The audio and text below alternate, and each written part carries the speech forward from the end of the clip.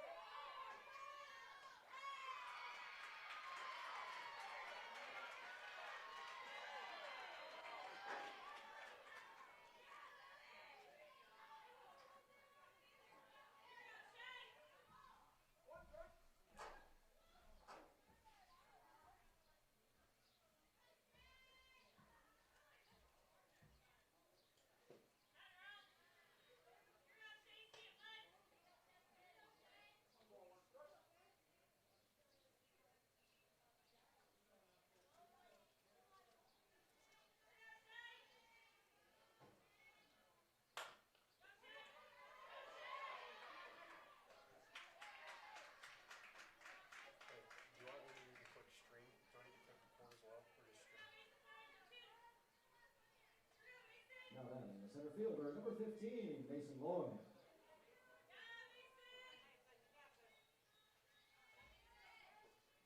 Okay, I've got that. Do I need to record his golf? And then we can just adjust our mics on the fly. It is mainly just with the... Now then, the second baseman, number 3, Hayden Carlson. Turn on. Okay. Yeah. Yeah, they should be. I can figure it out too, so. Alright, thanks, sir. Bye. See ya.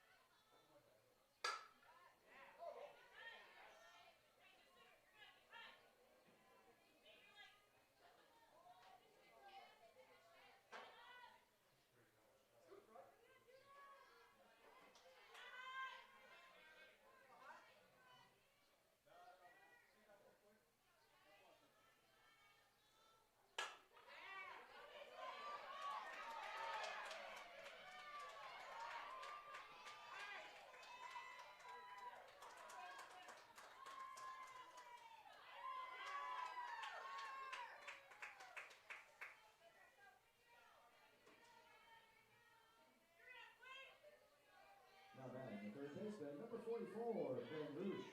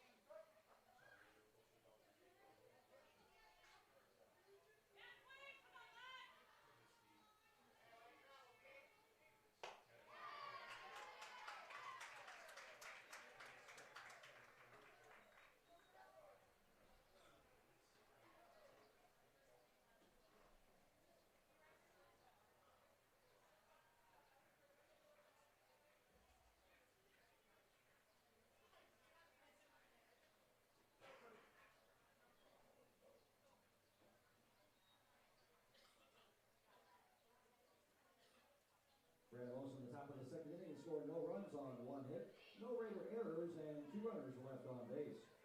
Due up in the bottom of the second inning for the Raiders, Capper, Spratt, and Skaggs.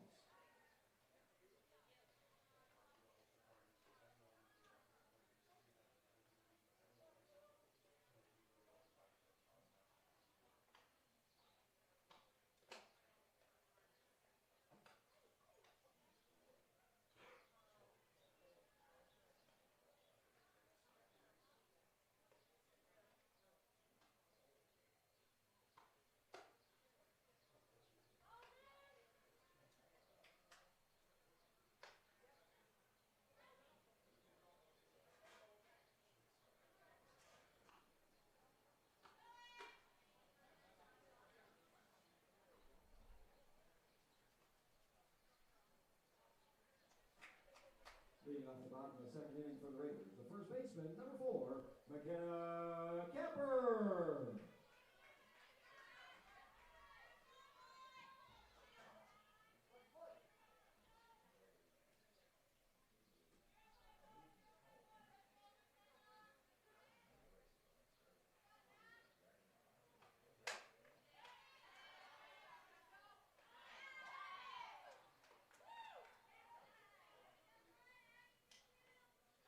Now then, the pitcher, number 1, Keston Spratt.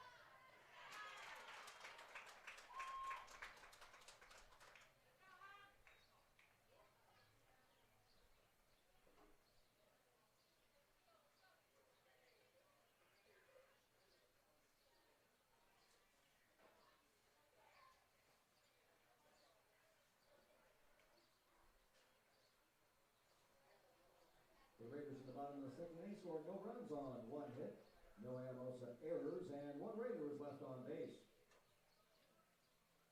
Due up for the Anamosa Raiders in the top of the third inning, Rowetter, Dawes, and Ledoux.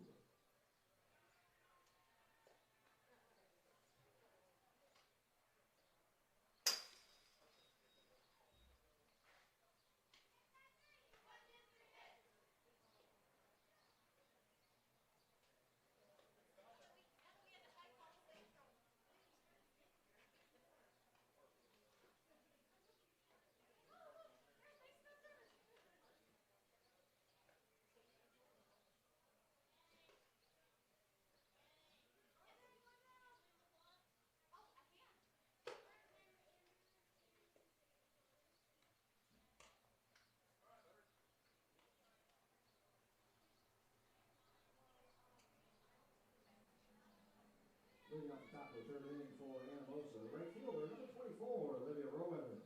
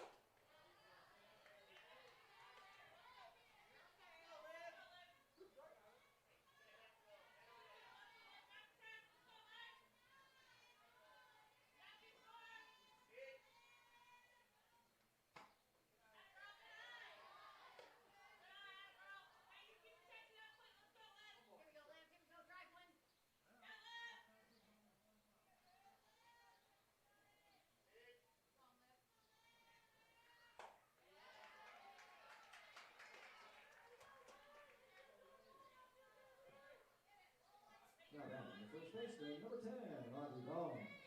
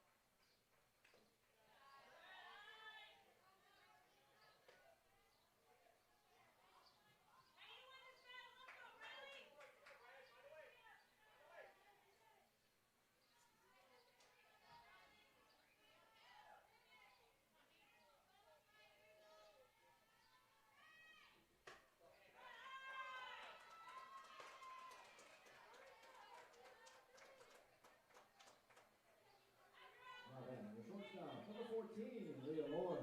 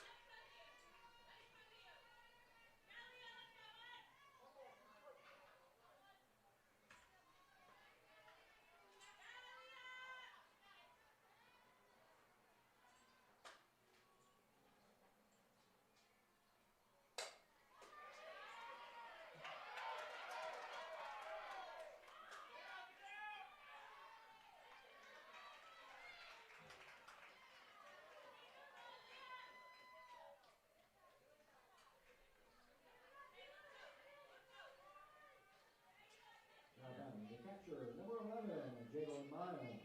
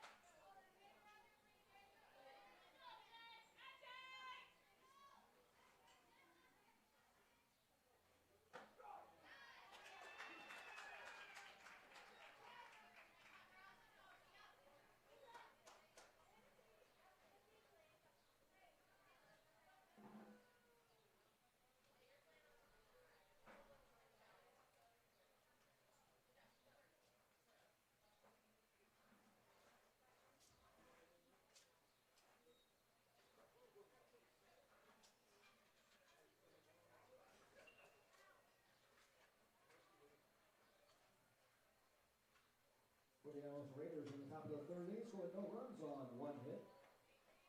No Raider errors, and the 2 runners were left on base. Due up for the Raiders in the bottom of the third inning, Beatty, Gorge, and Allen.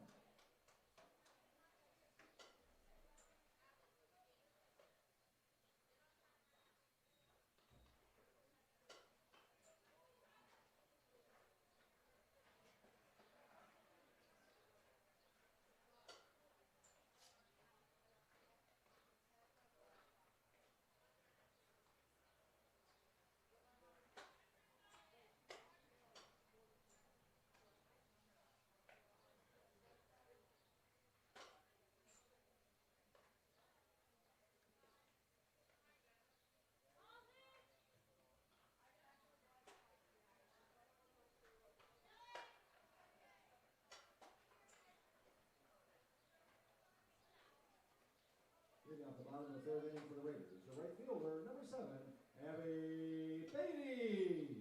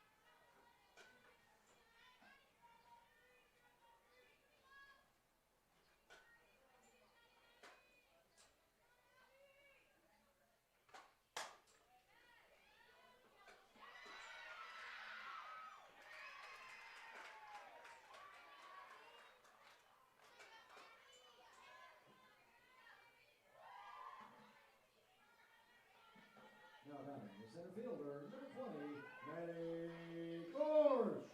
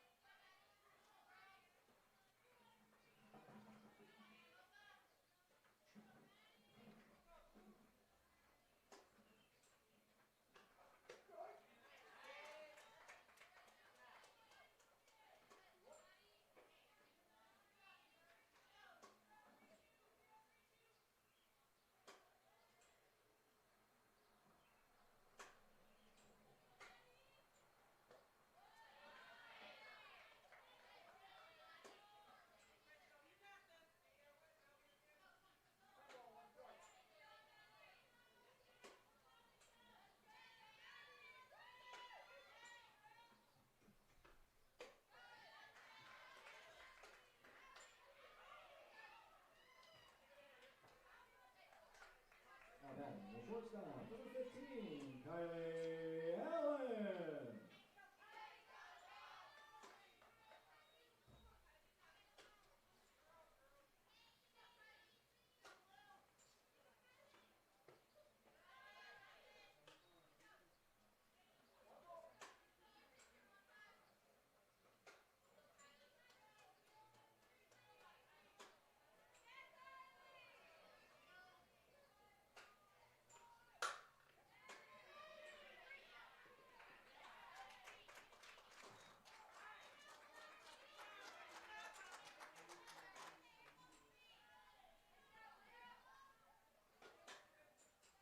Now batting the third baseman, number 9, Larissa Seward.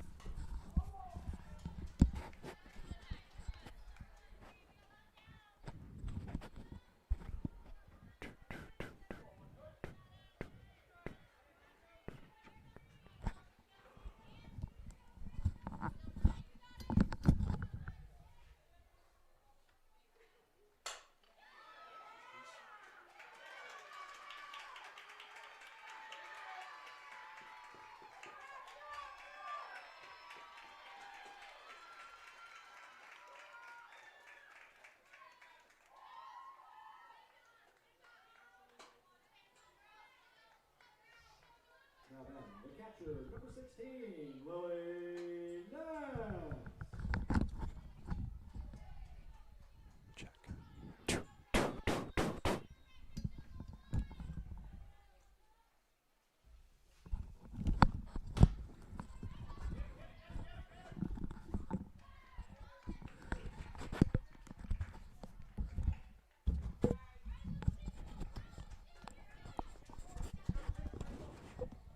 Now batting the left fielder, number 22, Whaley Potts.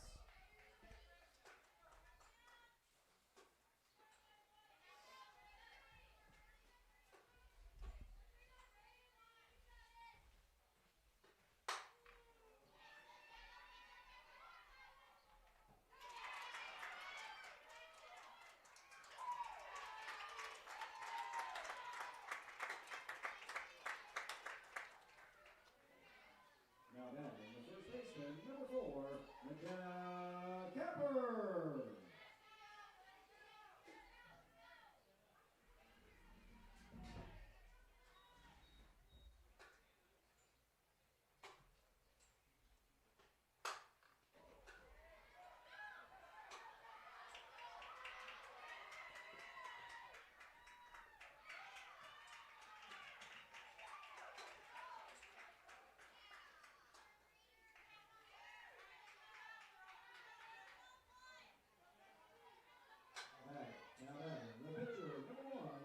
Keston Spratt.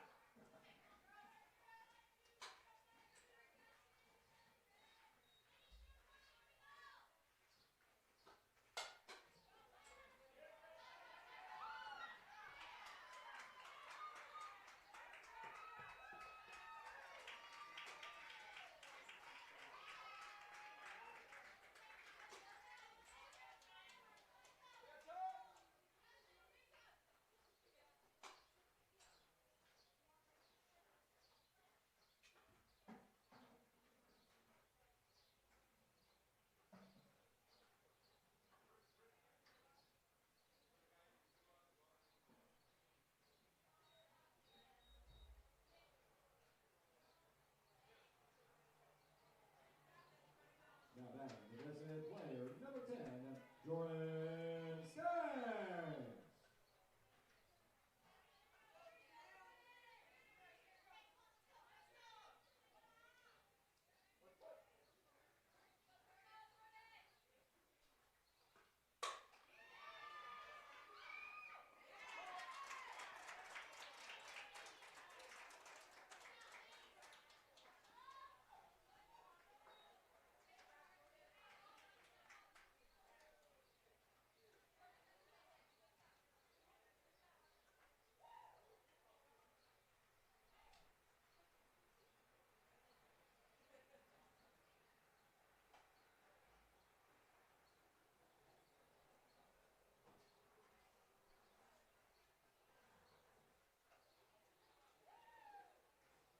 For the Raiders in the bottom of the third inning, they scored 5 runs on 4 hits, 1 Anamosa error, and 1 Raider was left on base. Due up for the Anamosa Raiders in the top of the fourth inning, Marcus J.J. Albright.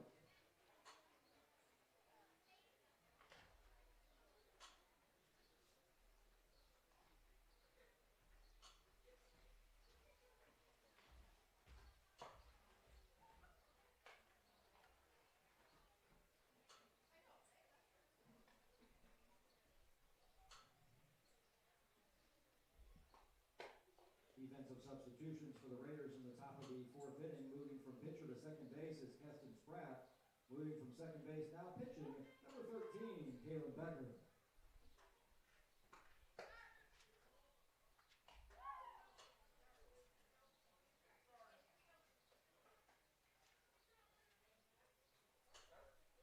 Leading off the top of the fourth inning for Anamosa, the pitcher, number 12, Crystal Marcus.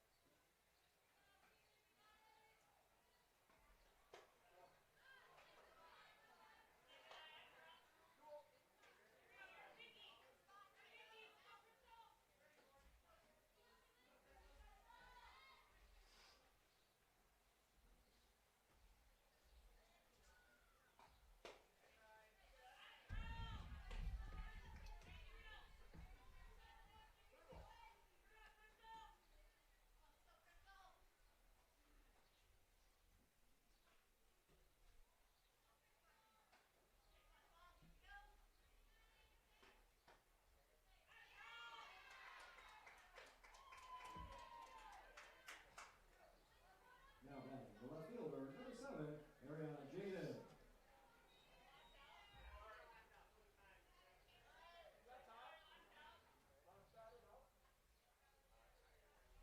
Courtesy runner for the pitcher, Jalen Miles.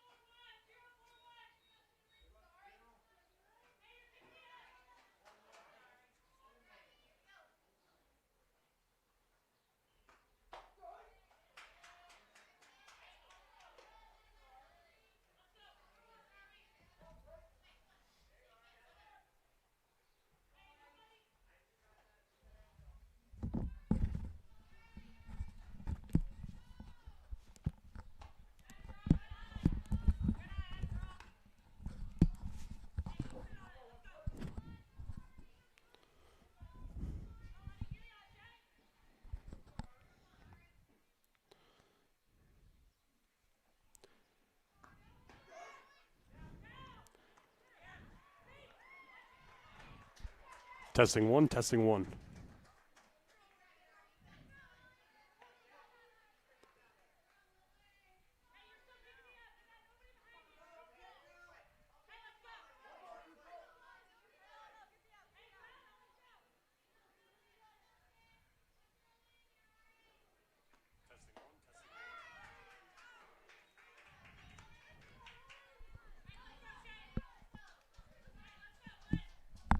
The extra hitter, number 25, Jim Lawler.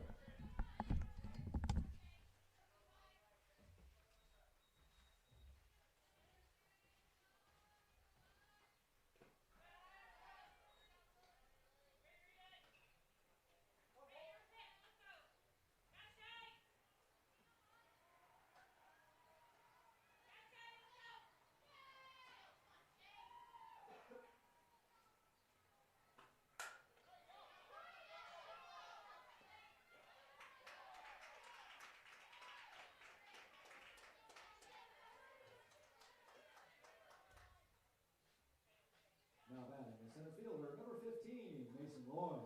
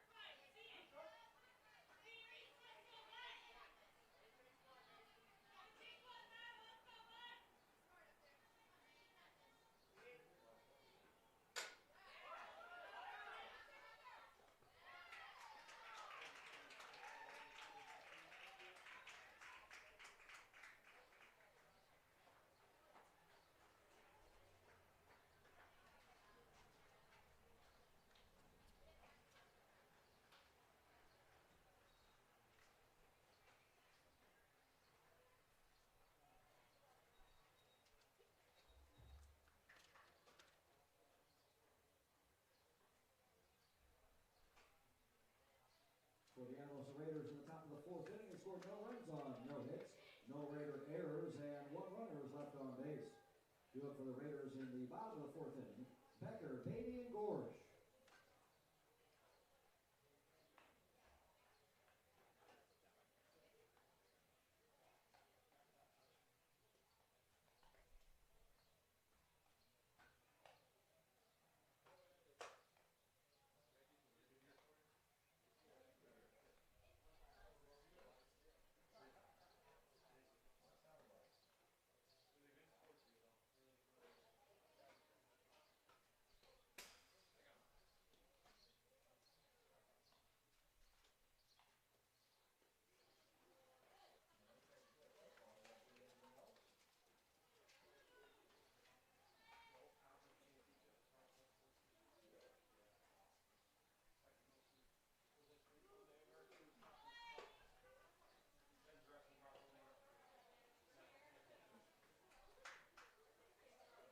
Leading off the bottom of the fourth inning for the Raiders, the pitcher, number 13, Kalen Becker.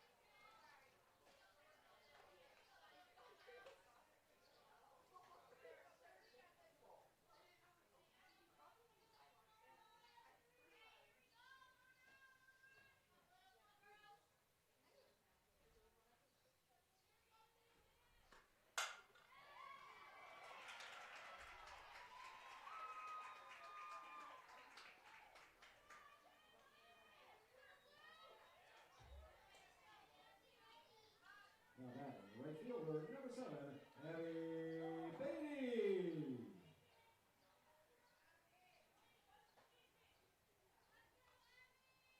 Courtesy runner for the pitcher, backer, number 10, Jordan Skaggs.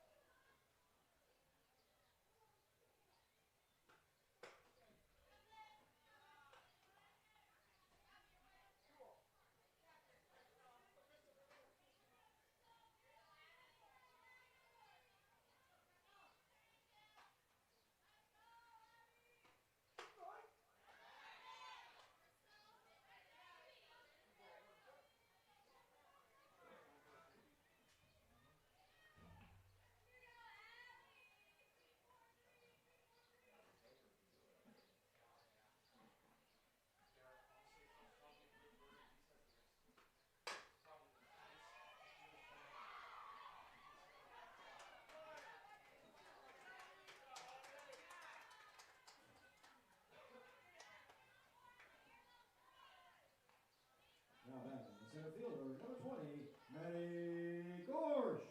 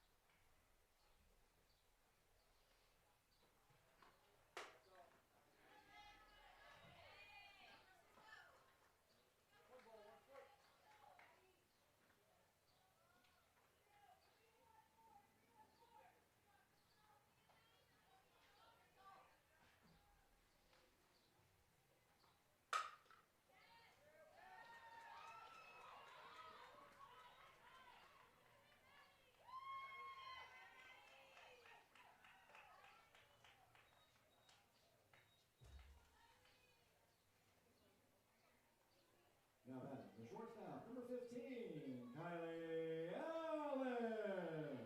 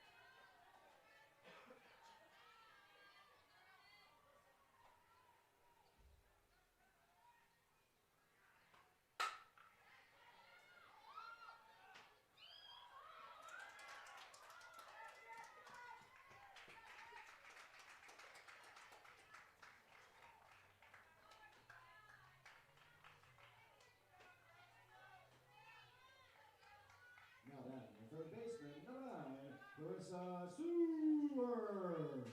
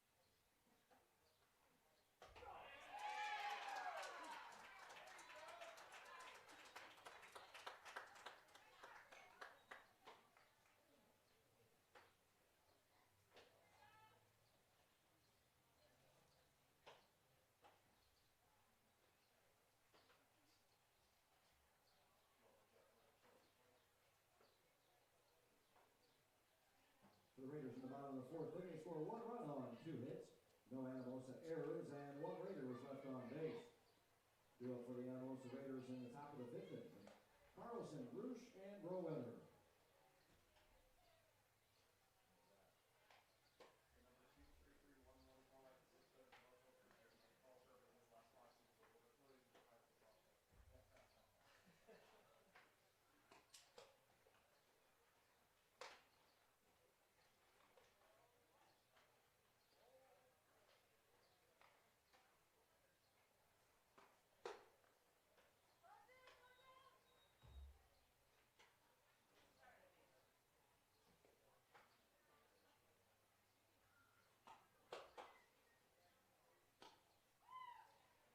Leading off the top of the fifth inning for Anamosa, the second baseman, number 3, Hayden Carlson.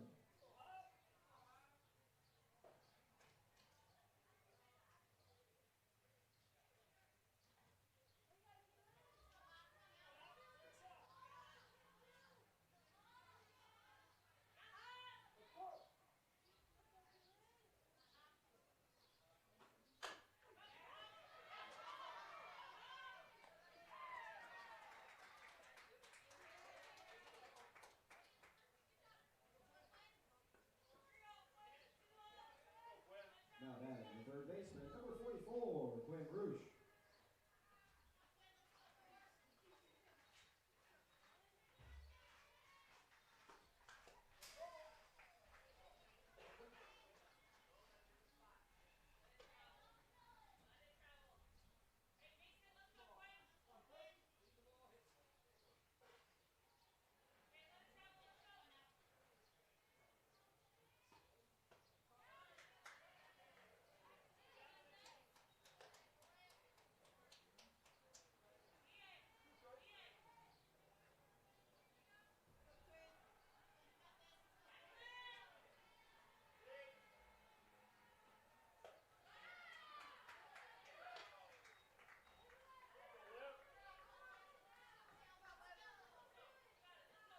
Now batting right fielder, number 24, Olivia Roweather.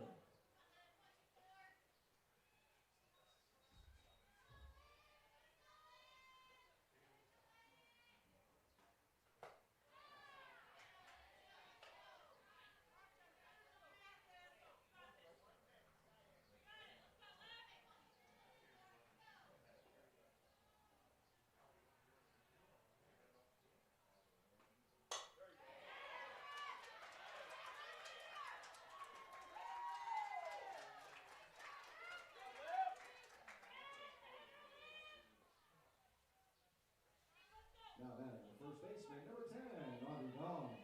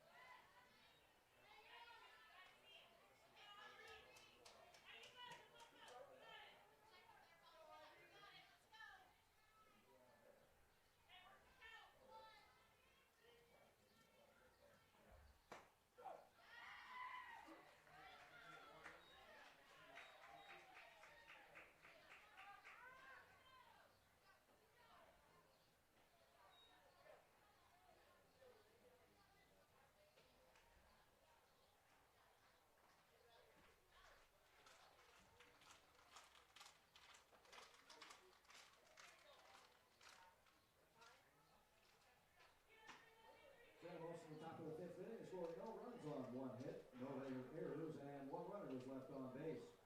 Due up for the Raiders in the bottom of the fifth inning, Ness, Plotz, and Capper.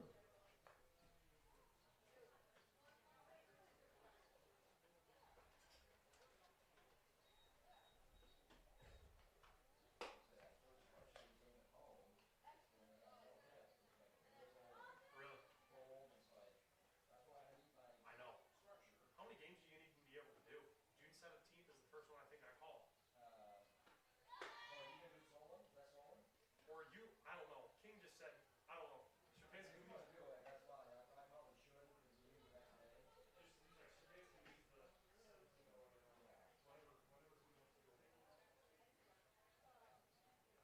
off the bottom of the fifth inning for the Raiders. The catcher, number 16, Willie Ness.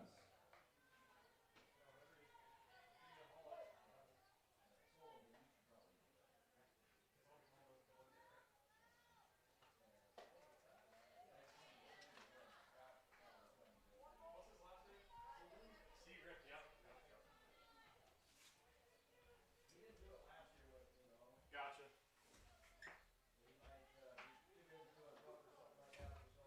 Yeah.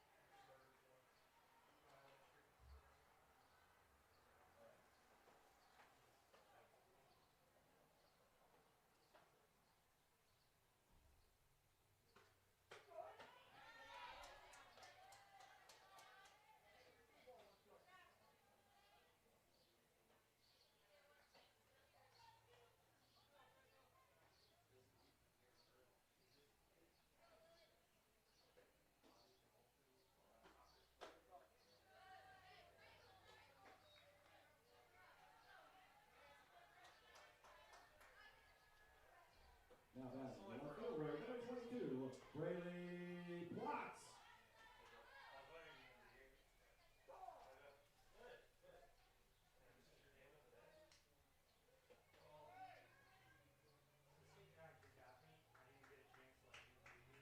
Courtesy runner for the catcher, Willie Ness. Number 9, Clarissa Sewell.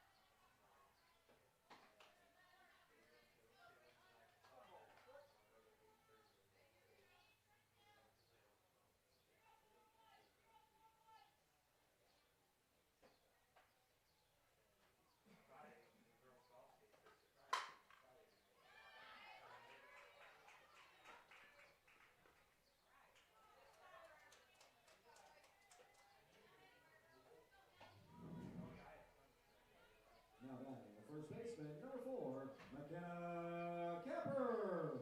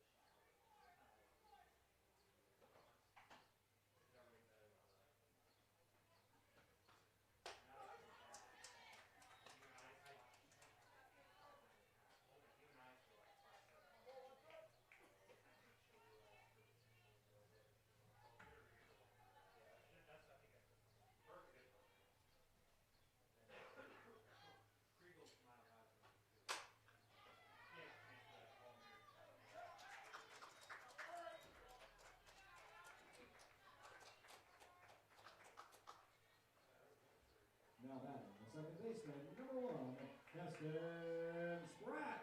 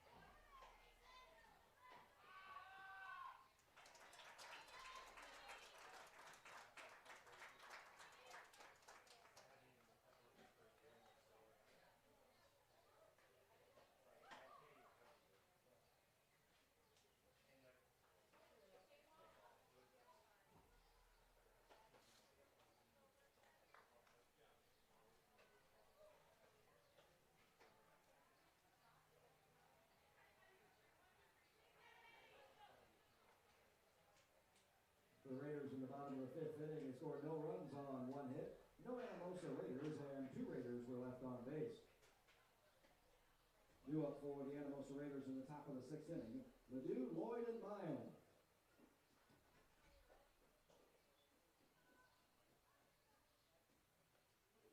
Oh, hey, we might get some rain.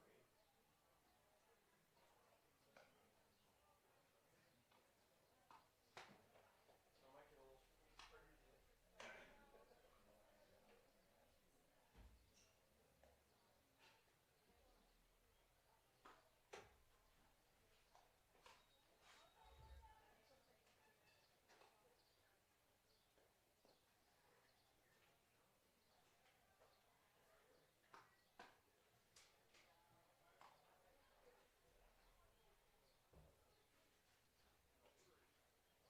Leading off the top of the sixth inning for the Anamosa Raiders, the extra hitter, number 20, Briley Ledoux.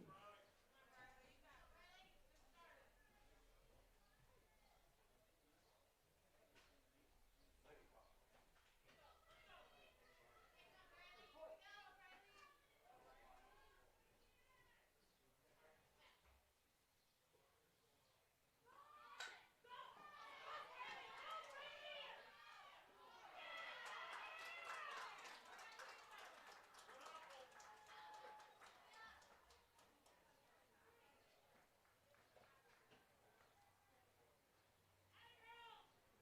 Now batting the shortstop, number 14, Leah Lloyd.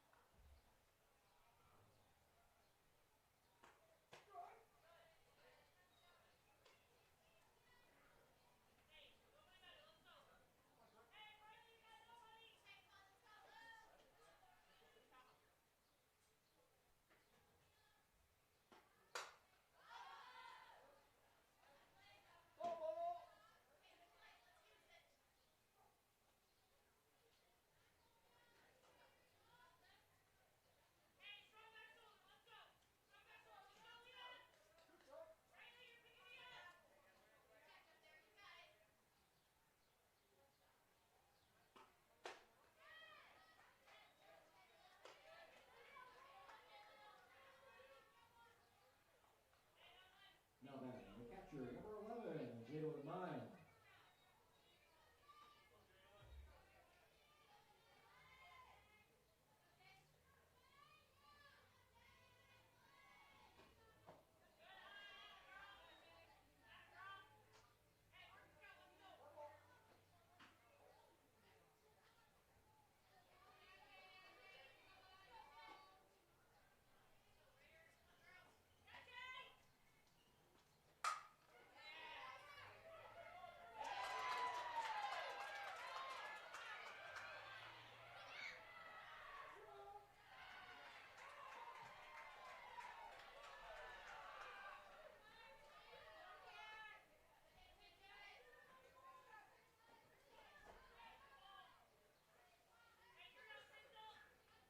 Now batting the pitcher, number 12, Crystal Marcus.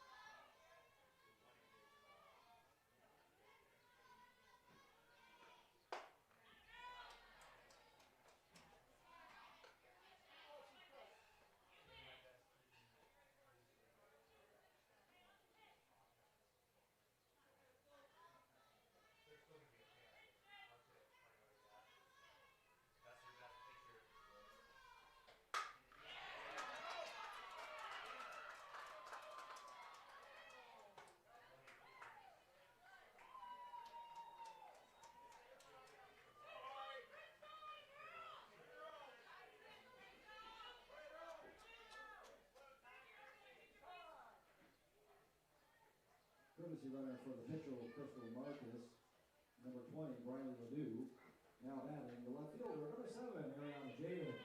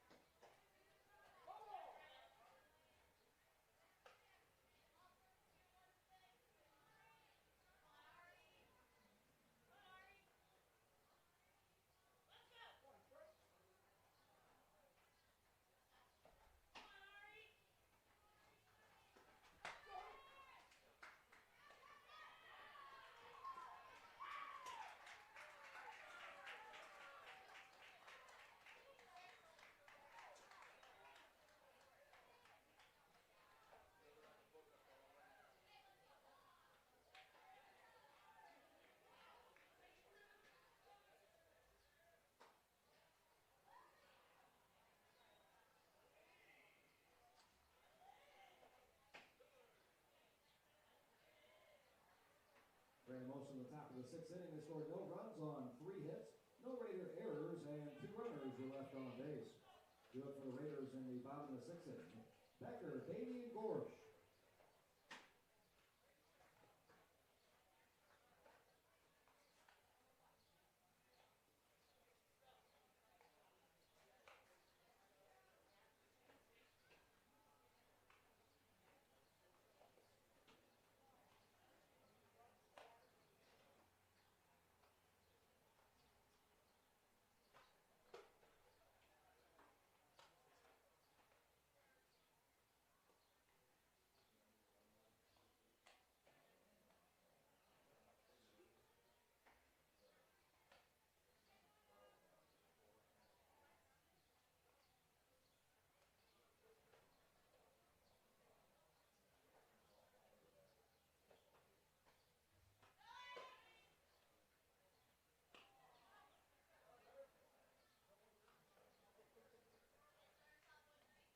Leading off the bottom of the 6th inning for the Raiders, the pitcher, number 13, Kalen Becker.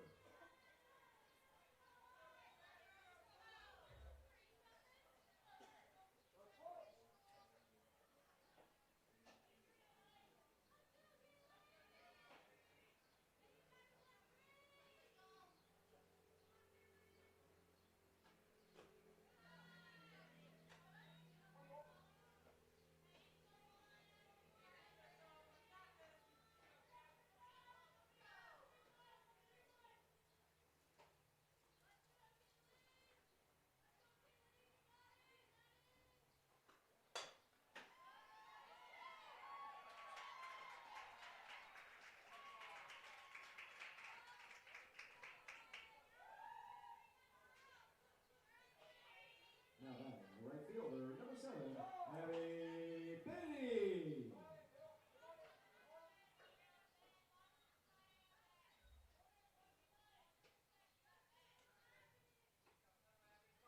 Courtesy runner for the pitcher, Kalen Becker. Number 10, Jordan Skaggs.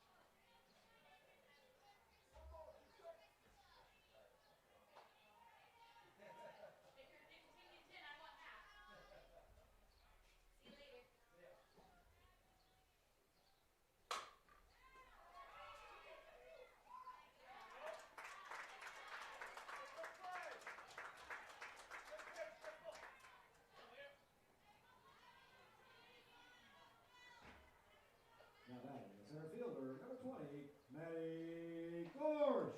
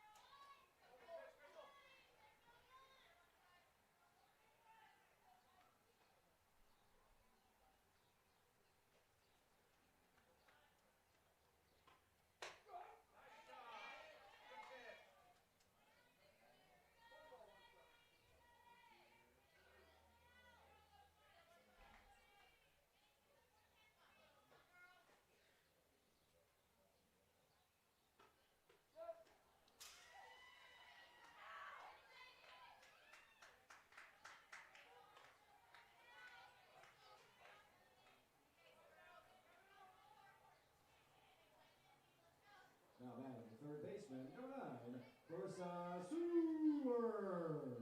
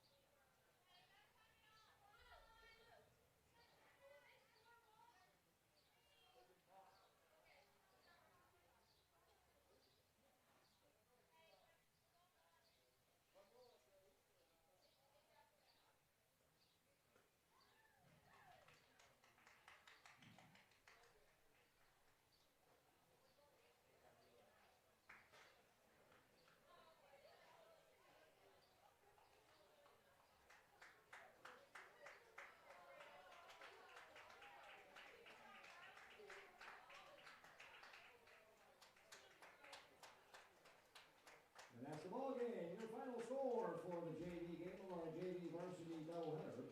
For the Anamosa Raiders, they score no runs on 7 hits, committed 1 error, and left 8 runners on base. And for your Williamsburg Raiders, they score 8 runs on 11 hits, committed no errors, and left 7 runners on base. The winning pitcher is Keston Spratt. The losing pitcher is Crystal Marcus.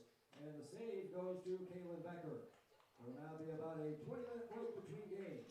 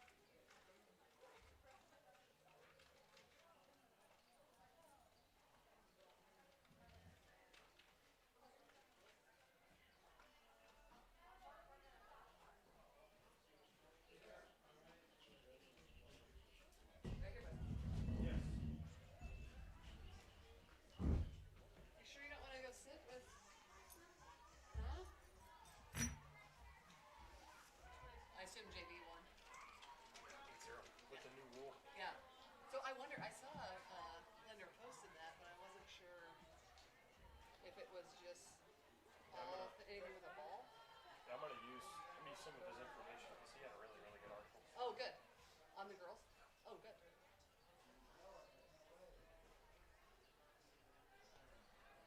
It's probably the only time all season you're gonna say Blue Raiders and Red Raiders. Oh, they're the. I didn't. Yeah. Okay, good. You're prepared. Oh. I've got nothing to do until June 9th. What do you got going on then? There, working. Oh, I'm just and where at? Oh, good. there. I've just Okay. got nothing going on these next 2 weeks Yep. except for pumping some games at night. But pretty Okay. much doing games and pumping. So Cool. Cool. pretty chill. You had a good second year. Yeah. So, what will you be doing next year then? You'll be going to work, but are you doing something more specific with It'll be a lot. scholarship or something? It'll be a lot more public relations classes. Like the scholarship I won, yes, they'll be retained next year, but it's just basically just kind of it'll be a lot more broadcasting with a lot of seniors Okay. graduating. So Okay. Sweet. it'll be a lot more on the mic and stuff, but it'll be a lot more PR stuff, which with kind of the route I'm looking at right now is maybe the route I take with corporate communications. So Okay. Okay. just a different route. Broadcasting would be amazing. It's just so hard to get into. Yeah. It takes a long time. But yeah, it should be a good year. Yeah. Car excited for next year? I think so. Yeah. He's It'll be a rebuild. Yeah, I know. It'll Yeah. be I didn't see. I think they'll still compete, but Yeah. I think toast. Oh, is that right? Okay. You're gonna bring back a lot of They experience. got Congress for a year coming back. Okay. Girl from Lenmark. Oh, okay. Okay. Yeah, I was gonna be kind of interested to know if they got any portal kids or anything like that. Any two kids that were gonna come to Wartburg. Or... A lot of wrestlers. Oh, okay. No women's basketball. They got a really great class coming in though. Yeah. So. I thought about going live like at 55 or something. Yeah, So. perfect. And then I'll run over and do the anthem, and then if you want to graze over the stats that I have and stuff, Yeah. you can. So we got McKenna and Ava, top 5 returner in the state with steals. Steals. 77% of our hits last year were singles. Okay. Okay. Crazy. All right.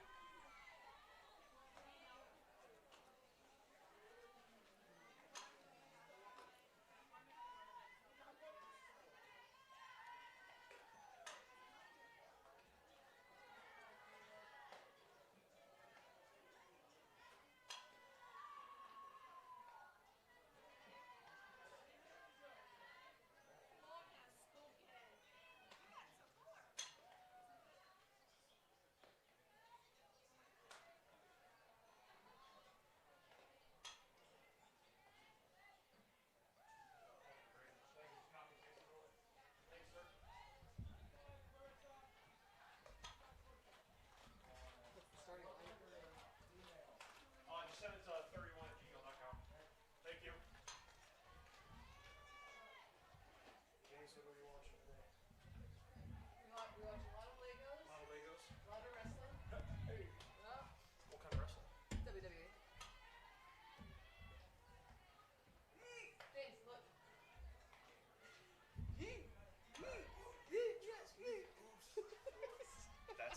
That's like my. See, and I sent this to.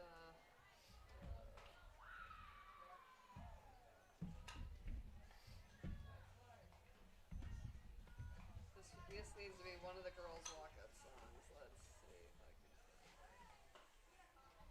There you go.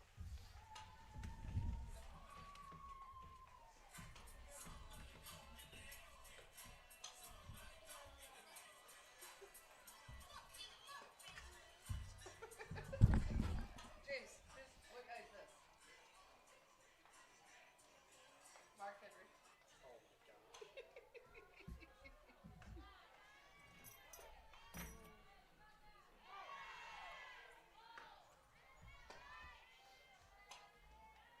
I'll probably just say that we're going to be able to do every game, but we're going to do as many games as we can. Yeah. Yeah.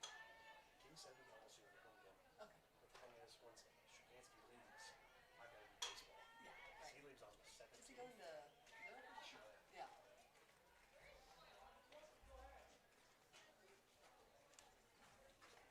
And it's like, oh, this was a good night because it was just one game. You know, do you do the second game? Do you do the first game?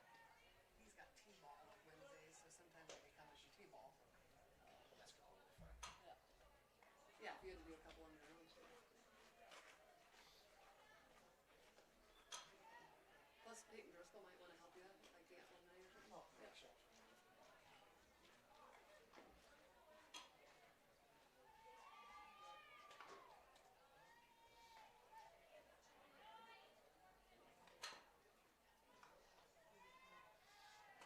I'm gonna read Jeff's articles.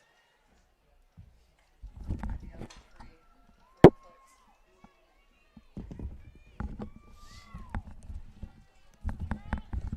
So, just think about these like last year. Remember, we won't be able to hear each other. I know. And then Can you steal us from workers? I wish, but our gear is about as. You should have heard me at signing day talking on that football mic. It was impossible. Like I was like, I forgot how to read words.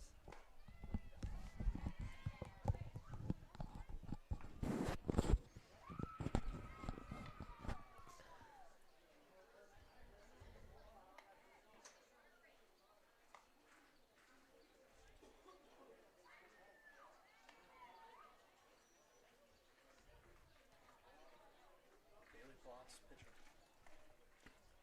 Starting pitcher.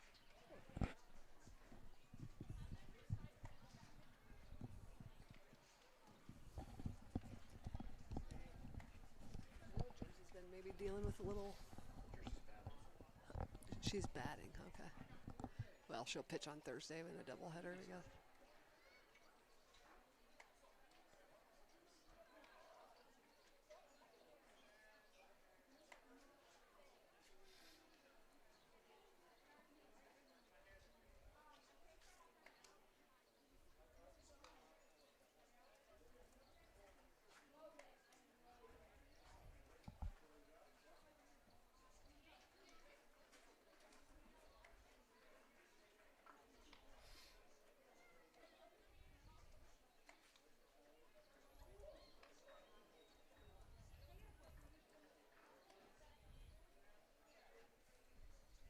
You ready?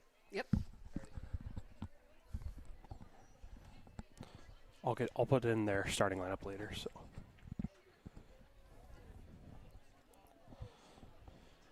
Good evening, ladies and gentlemen, and welcome to Jim Turner Field. We are thrilled to have you start another exciting summer of Williamsburg Raider softball. Tonight marks the opening game of the 2025 summer season, and the energy says it all.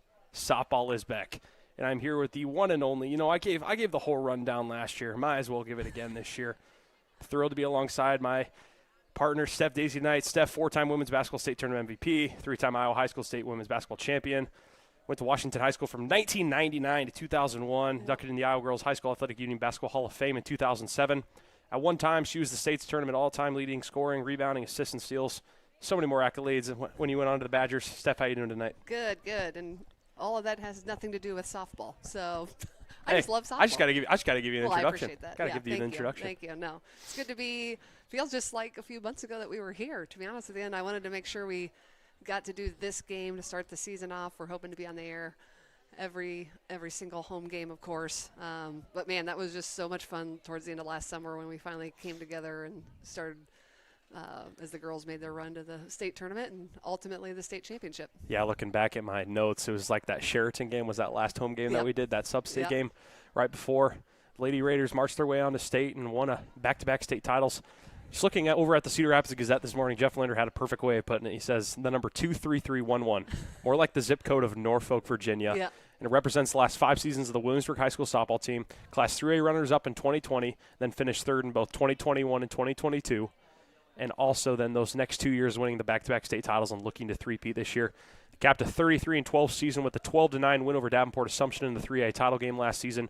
8 starters are back, led by 3 All-Staters, first-team pitcher Jersey Metz, and second-teamers Allie Gorsh and McKenna Hughes. Another bright season for the Raiders. Yeah, we don't have our center fielder Shannon Finn, but she's going to be helping out the Raiders. Had a great season at Kirkwood, so just really excited to see the girls in action. You know, just the one game tonight, and then most of the time it'll be double headers. But got the speed on the bases. They put the bat to the ball. You know, Coach Birdie has them prepared. I think they've been practicing since, let's see, the season ended in July last year. So I think about August. Yeah, They probably started again. which, these girls are dedicated to everything that they do. And, yeah, it's just going to be – I think it's going to be a fun summer, and we'll try to have some fun on the air too. Yeah, like you said, ranked in 3A statistics from top to bottom. It's unbelievable. First in sacrifice bunts with 49. First in innings pitch with 291 2/3 innings pitch as a team. First in putouts with 875. First in pitching appearances with 80. We'll dive in later some more statistics, but the one thing that you said, Steph, is the base stealing has been absolutely insane. Yep. We've seen it all year. Just looking at the base pads all year, McKenna Hughes, 50 stolen bases. Ava Hooker hitting in the 9th spot tonight, getting her first start tonight. It's going to be completely awesome to see this lineup. Like we said, 8 returning starters back from the state tournament winning team last year. It's going to be a lot of speed and a lot of small ball this year again. Yeah, we got to see that speed towards the end of last week on the blue oval with McKenna and Ava. Ava having a tremendous track season, and yeah, it's just gonna be a weird without those seniors that you have on. We got Allie, Carly, Mac, TP. So you got Callan out in right field. But I know they're hungry. They're great leaders. They have a lot of fun. So I know it's going to be a fun season. Yeah, and on the other side, it's going to be one of the first times that you see Raiders on both sides. The Anamosa Blue Raiders against your Williamsburg Red Raiders, you can call them tonight. Yeah, so it'll learn something new. Yes. But yeah, should be a fantastic game tonight as we introduce the lineups. You got the legendary Mr. Shapansky on the call. Usually does the baseball games this summer, but I'll be singing the anthem again tonight, which is super fun. Yep. But yeah, it should be another fantastic. Well, we got a lot going on. You got soon to be 9th graders playing baseball over here. We got soccer down at playing in a postseason game. So just appreciate everybody tuning in and everybody here tonight. Should be fun. Yeah, as we introduce our starting lineups, leading off for the Blue Raiders, center fielder number 4, Regan Cunningham. Batting second baseman number 2, Izzy Reck. Batting third, your pitcher number 22, Rebecca Graham. Batting fourth, right fielder number 8, Lauren Hine. Batting fifth, your first baseman number 19, Leah Henricks. Batting sixth, shortstop number 17, Kendall Keel. Batting seventh, left fielder number 30, Lauren Oltmans. Batting eighth, third baseman number 21, Bree Brophy. And rounding out the lineup for the Blue Raiders, shortstop number 42, Hadley Frater. A very young squad for the Blue Raiders. Senior Dylan Van Meter led them in on-base percentage, slugging percentage, on-base plus slugging, and batting percentage, and was all top 5 in the River Valley North last year. A big senior graduated for them.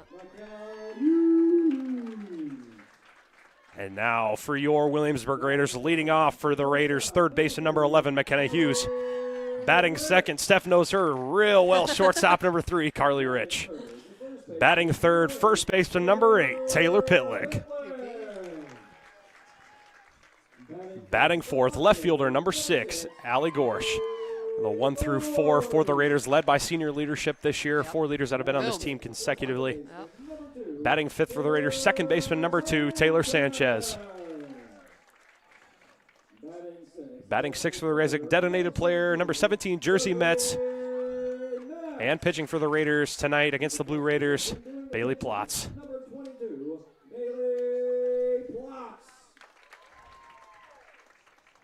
Batting seventh for the Raiders, right fielder number 5, Callan Spratt. The handshakes are on point tonight, Steph. No fist bumps for the umpires like in basketball. Batting 8th tonight for the Raiders, catcher number 11, Ashlyn Furman. And rounding out the lineup for the Raiders, center fielder number 12, Ava Hooker. Steph, I'll be right back. I'm going to sing the anthem. All right, you go do your thing.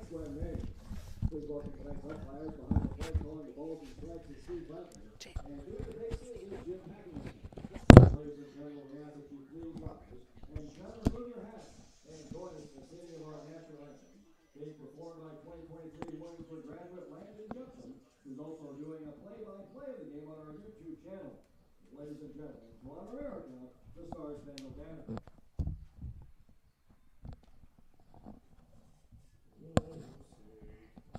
You see by the dawn's early light what so proudly we held at the twilight's last gleaming, whose broad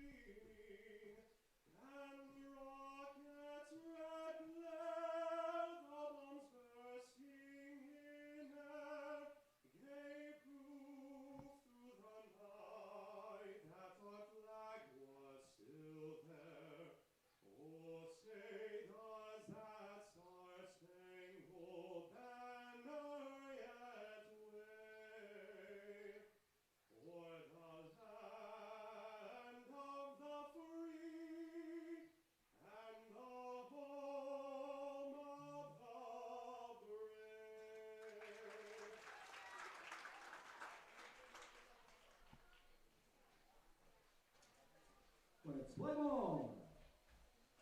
Due up for Anamosa to the top of the first inning. Cunningham, set and grab.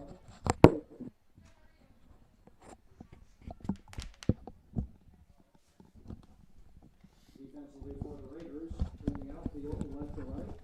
Borsch, Hooker, and Spratt. In the infield, third to first. And just like you heard it, Sanchez and Pitlick. And the battery for our varsity game is behind the plate. Captain Frederick, and just like you said,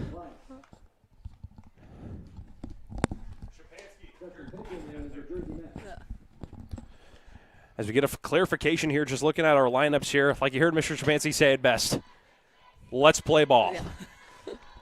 As you look at the Raiders from left to right tonight, it's going to be a defensive powerhouse, top 5 in 3A, infielding percentage last year, a very dominant defensive team, Steph. Well, that's the thing. I mean, Jersey, she's going to get her spots, but she also trusts her defense, and who wouldn't?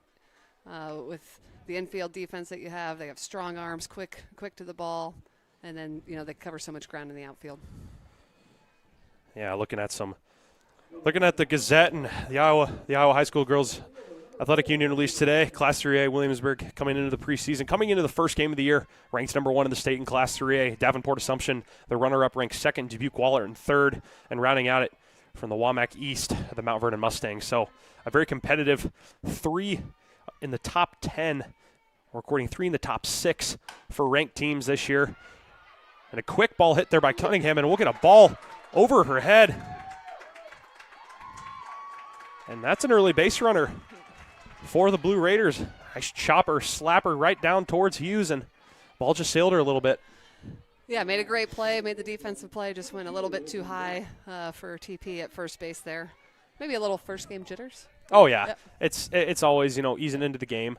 I should have knocked on wood. I bring up the fielding percentage statistics and bang right off the bat. But Cunningham starting off hot for the Blue Raiders, and now batting for the Blue Raiders. Second baseman number 2 is Rick. And what's most impressive this time of year for a lot of teams, they're finishing up track, some are finishing up golf, some finishing up soccer, still managing all the softball in between. So it's just a great night to be able to get out and play against somebody else and play with your teammates. Yeah, beautiful night for softball. High is 72, low 56, 60 degrees, cloudy skies. Looks like a little rain might roll in here later, maybe towards the middle afternoon, but it should be just a drizzle here and there. But runner on, and it's a bunt there, and a nice play there by Hughes. Cunningham getting a little far off second base, but no Raiders there, but a nice play and foul territory, redeem herself after that first pitch, first inning error here, but a great way to recap there, and a quick put out for the Raiders, first out in the inning. Now batting for the Blue Raiders, pitcher number 22, Rebecca Graham. And Steph, we see there, softball's a sport you got to be on your toes left and right, Yep. especially at that hot corner position at third. Yeah, Mac was able to redeem herself on that one, and Carly's covering third, Taylor's covering first, and everyone's in. You just can't get that double play every single time. So Graham last year, just defense left and right. But Graham last year for the Blue Raiders started in 24 games, played in 25 and 54 at bats, 11 hits, 7 singles, and 4 doubles to her name.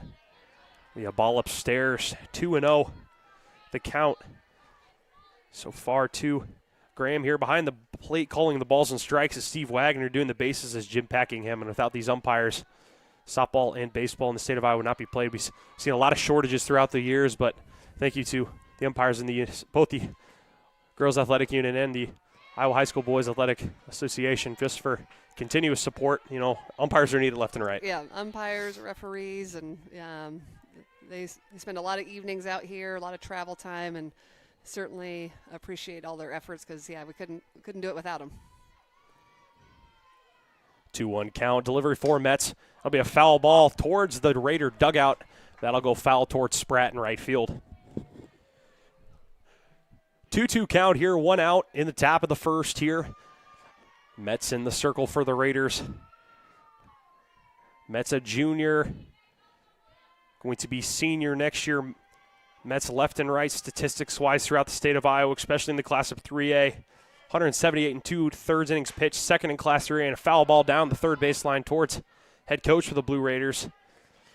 36 pitching appearances, tied for first in Class 3A, 28 pitching starts, and second in Class 3A. So many accolades to her name last year, and then leading the Williamsburg Raiders to that 12-9 victory over the Davenport Assumption Knights last year in back-to-back titles. Mets with a 2-2 delivery. That'll be an off-speed pitch towards shallow left field. A nice play there made there by Gorsh in left field. 2 down for the Raiders after a quick error to start the game. 2 quick outs there. A nice play in foul territory by Hughes. And then Gorsh with a nice running play into shallow left center field. Yeah, wasn't really sure how everything would lay out, if Allie would maybe rotate over to center and, familiar face over there in left, and Ava taking over center field responsibilities. Now batting for the Blue Raiders, right fielder number 8, Laura Hine.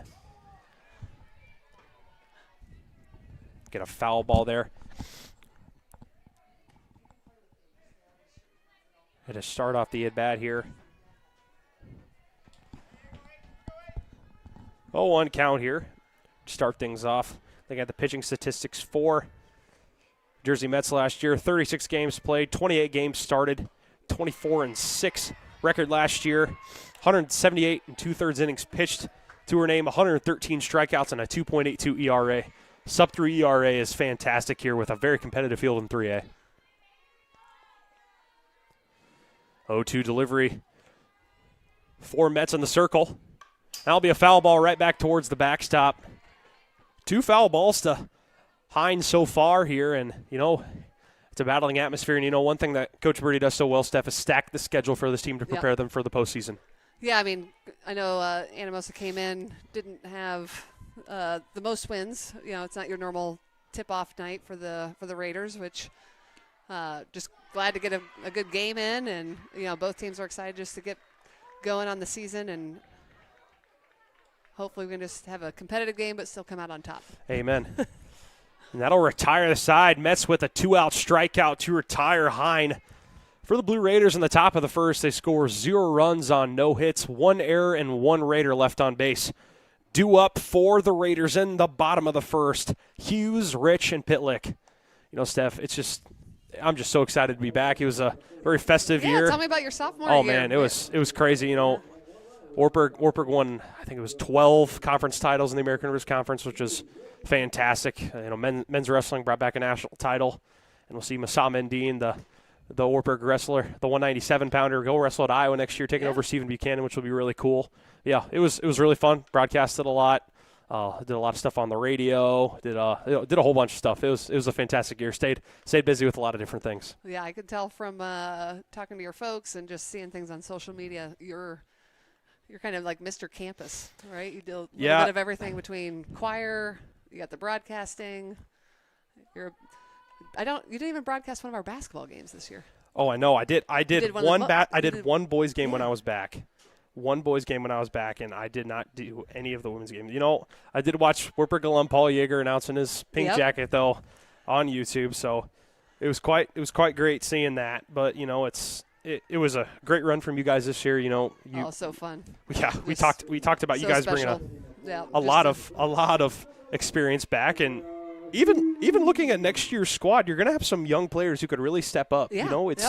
You lose your senior leadership. Your guard play will be a lot of your loss. You still got a lot of your bigs back next year. Yeah, our freshmen stepped up big. Just everybody that was just stepped up and made great plays. And it's obvious that your softball players that are also basketball players have been in a lot of those high pressure situations, and you could just kind of tell some of that experience. really played into some of our success over the course of last year. Well, just looking left and right, it's looking at the blue oval, just watching a lot of those state track championships. It was really hard for the Raiders to do a lot of damage in that 3A with Clear Lake, with Reese Brownlee bringing home 4 state medals, breaking the state record for the sprint med, and then Ava battling really neck and neck with her in the 400 lows and the open 4, and bringing even home a long jump title right after running the 400 hurdles. So it's just, Brownlee will be taking her talents to run at Kansas State, and we're going to get a 4-pitch walk to start off Hughes, and that's one thing that you do not want to do. Nope. Hughes has got wheels. I'm going to guess maybe she's going to end up at second in a little bit. We said to her name 50 stolen bases, including the regular season and postseason when Williamsburg made their run, but now batting your shortstop, Carly Rich. When you see Carly, Carly taking her talents to be a Knight next year, to play ball at Wartburg, throughout her years of watching her play, what is the one sport that's really stuck with her? Basketball's been number one, but softball's another sport that she's so fantastic in. She's so good at it, and it's going to, I think that she could have played at that next level if she wanted to, and certainly super excited to be watching her play basketball next year too, but it's going to be different just not being here, getting to watch her play, and certainly her senior teammates and friends. They've been part of Raider softball for a long time.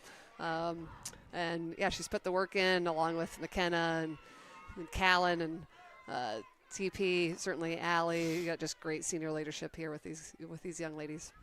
Yeah, it's a fantastic season. Like we said, Wheels already starting off the season hot there. Hughes with her first stolen base of the year. 1-2 count here to your Raider shortstop number 3, Carly Rich. Ball downstairs here. The Blue Raiders are coached by Ellie Tallman, assisted by Chad Henricks.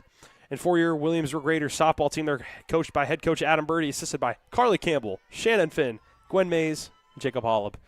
What a list. What a list there. Yeah, it's pretty awesome to see, someone like Shannon who just got done playing her first year at Kirkwood and want to come back and give back to her former teammates. I know she's probably going to have some weird moments since she was just one of their teammates last year, but at the same time, going to be able to pull some of those younger kids aside and kind of teach them the way, and hopefully leave a mark. And I know she's even doing some personal training and things like that throughout the summertime for even our younger kids. So if you're looking for she's not going to give me any money for this, so I can say it, but if you're looking for someone to work with your son or daughter, reach out to Shannon. She's available all summer. Yeah, fantastic center fielder. Perfect fielding percentage last year. One of very few high school softball players in the state of Iowa last year to have a perfect fielding percentage, and outfield is one spot to do it. It's such a hard – center field is you are the commander of the outfield, and it's a very hard position to play. But, left and right, you've seen a lot of alums come through Williamsburg so far. Pass ball there, but Hughes will stay at third, but Rich will advance to second. Square up there by first baseman, number 8, Taylor Pitlick. But, left and right, we saw Peyton Driscoll was at Kirkwood, took her talents to be a Bulldog at Drake. Yep. Jenna Thurm was at Kirkwood as well this year, and we see a couple other seniors taking their talents to Kirkwood as well. Ollie Gorsh will be going to Kirkwood next year to play softball, and it's just a lot of talent has come through this softball team. Yeah, they've been working at it since they've been, probably started 3rd, 4th grade, and like a lot of their other sports, and just getting better and better. And then, of course, it is always great when the success comes, and it just kind of stays with it. Obviously, the state championship last year and the year before, just a great group that are hungry for more. Ball down in the dirt there. Nice stop there by the Blue Raiders catcher. Looking at Pitlick's stats last year, played in all 45 games, 144 at-bats, had 52 hits, 41 of those being singles, 9 doubles, 1 home run, leading the team in RBIs with 39. And then that average, 361. A lot of consistent over 340 averages for this Raider softball team. Pitlick made a really strong showing in the state tournament. And wow, that ball just close. about landed. I was wanting to, I was waiting for that one to dive down and hit us, but it was kind of crazy there. I thought it was going to be right in the dugout. You guys might have saw that in the live stream there, but man, me and Steph almost got one in the box here. It's. I didn't think it could actually reach us like that with the No, angle it was of the crazy. backstop. I was standing next to Mr. Shapansky in the junior varsity game, and I about got hit by one. But off-speed pitch there from the Blue Raiders pitcher, Rebecca Graham.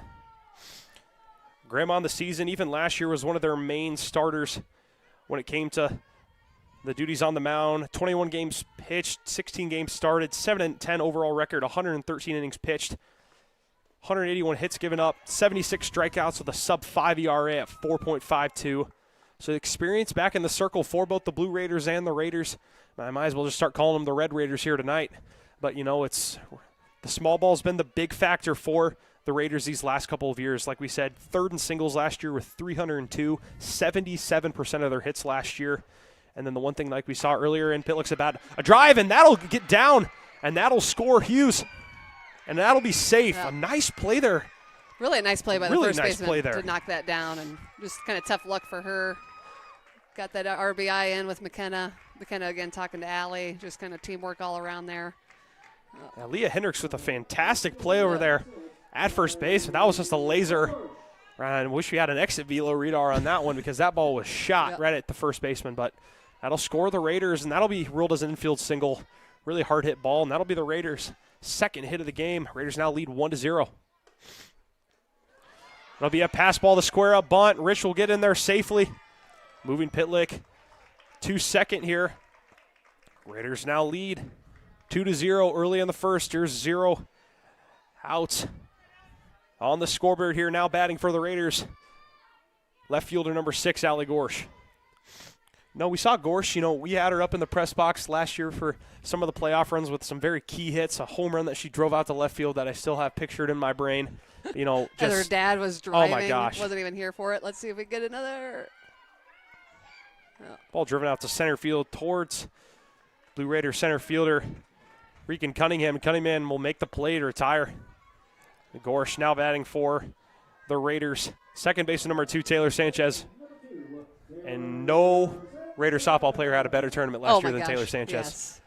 Yes. Before our playoff basketball season, I started watching. We were going to be playing PCM, so I was like, let me watch this PCM Berg game, and just the clutch hitting that Taylor had, and a couple big plays on the defensive end. But yeah, wow, I'm looking forward to watching everybody play. But if I had to pick like one person, I want to see her hit. I don't know how many homers are you allowed to hit in high school. What do you think? Like 10? I'd love to see maybe 10 homers out of her. Not to jinx her, but just incredible softball players, passionate about it, puts a lot of work in. It's going to be a fun year for her. Oh, fantastic year. Had a very good year in basketball. Second in the team in home runs last year with 4, right behind Callan Spratt with 5. 36 RBIs, 349 batting average, 68 total bags on the year. Started in 45 games. Played as well, just like Pitlick, really rounding out that infield lineup for the Raiders. The top of the order for the Raiders has always been very, very hot when it comes to batting. It'll be a called inside strike. 3-1 count now to Sanchez. Pitlick on second base. 2 Raiders have scored here, still 0 outs. Hughes opened it up with a hit, then followed by just walking. That'll be a ball 4 inside. Runners on first and second now for the Raiders. Now coming up for the Raiders, your pitcher, number 17, Jersey Metz. Yeah, I'm interested to see, you got Ava playing in center field now. And last year, a lot of her role was to go out and relieve, whether it was catcher or pitcher on the bases. So I'll be interested to see who's going to kind of step into that role. Kylie Allen, we got so much speed in the dugout too, and Coach Birdie always has a good problem on his hands with talent on the field and always talent ready to come out and step up into big moments. Yeah, last year, Hooker 44 of 47 in stolen bases last year. Then to McKenna Hughes' 50 of 50, 100% on the season. The Raiders 229 of 254 when coming from stolen bases last year. So, like we said earlier, the small ball has been the factor for the Raiders these last couple of years, and they really used it to their advantage. But the power did come in the tournament last season. Yeah, because you also have. If I had more time, I would have watched all the games today, but I had to work, and then we had basketball camp after school for some of our kindergartners and first graders. So I didn't get to all of the games, but if I remember right, you certainly had Taylor hitting a homer. I think it bounced off the girl's glove. in a key moment. You're right and in center field. Callan Spratt, I think, had a one. Yes. I might go home tonight and just rewatch those games. Yo, I need to rewatch it too, just to get them in my brain. It's just like over the years, like we said earlier, 2-3-3-1-1 for the Raiders. Jeff Linder putting it in perfect, according to Cedar Rapids Gazette, which you wrote this morning, the zip code to Norfolk, Virginia. Yeah. And, it's been these last 5 seasons for the Raiders have been fantastic. Second place, the double third place finishes in the back-to-back state championship runs for the Raiders. 33-12 record is sometimes a record that you don't expect a championship team to make. But like we said, the staff, Coach Birdie, really sets up the Raiders well, playing a lot of 4A and 5A teams. We've seen a lot of Waukee Northwest, a lot of Muscatines coming through. And even with this they'll one, play Kennedy later this season too. And, and then certainly you've got just a line drive on that. Tough break for Taylor there at second base, getting picked off on that. But nice line drive, made good contact with the ball. Good start to the first inning for the Raiders. The Red Raiders. The Red Raiders. Nice play there by Brophy to double off the Raiders. Before the Raiders in the bottom of the first, they score 2 runs on 2 hits, 0 errors for the Blue Raiders, and 2 Raiders were left on base before the double play. In the bottom of the first inning, they scored 2 runs on 2 hits, no Anamosa errors, and 1 Raider was left on base. 2 up for the Anamosa Raiders in the top of the second inning. Hendricks, Keel, and Open. 1 Raider left on base there. Due up for the Blue Raiders in the top half of the second. Hendricks, Keel, and Ottmans. Like we said earlier, a very young Blue Raiders lineup.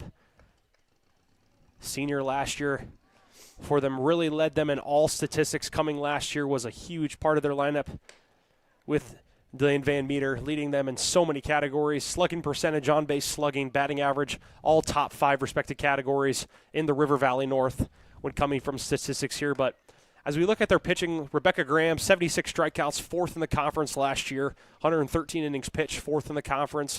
And then we see freshman, now sophomore Leah Hendricks, 182 putouts, 4th in the conference. River Valley, a very competitive conference, left and right. Steph, when we look at the WAMAC conference, the WAMAC is just one of the best. Just one of the best.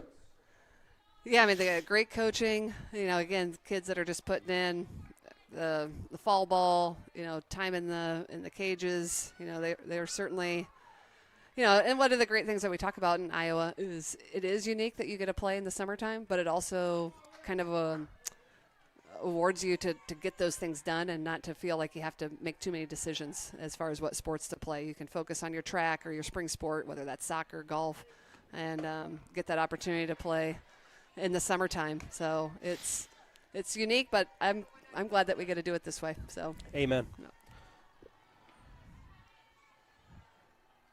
And now batting for the Blue Raiders, first baseman number 19, Leah Hendricks.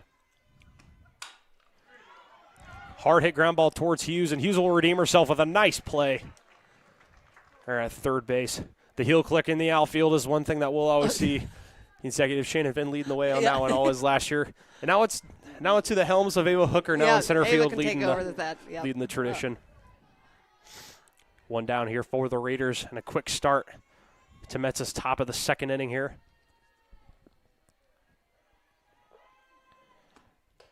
Swing and a miss there for shortstop number 17, Kendall Keel. Keel on the season last year, played in 26 games, started in 26, 78 at-bats, 22 hits, a 282 average over 22 hits, 19 of those being singles, and that'll be another swing and a miss there. 0-2 count here for Metz. Just got a notice of our favorite app, Game Changer, this time of year. Looks like our Williamsburg Raider boys baseball team took care of, we were talking about PCM, won their first game 15-3. So it looks like some bats came alive for Coach King, which he was really looking for last week, but getting those guys off to the right start. Yeah, just talking to Coach King, it was a very competitive first game here at West End Park. And it cold. Was freezing with a little bit of a drizzle. I just step in for you, and Mr. Shapansky. Yes. I don't know if it was stepping in or it was kind of like a, because the press box not done yet, so I was outside freezing my toes off. You know, what we saw here, you know, that first game, you know, Nielsen taking his talents to Southeastern, where Trey O'Neill is currently at as well. Southeastern moving on. They just won today in the elimination game, and if they win tomorrow, they will move on to the semifinals. I got to look at it. Trey told me earlier today. It's just, but yeah, they lost their first game, had a tough 8 spot that they gave up in the 8th inning, and then kind of battled back, and they've won their last 2 games, some crazy games that they've won a 3-run shot in the bottom of the 8th that they took their tallies to, and then the pitching came alive, and O'Neill's been their key closer all throughout this season, you know.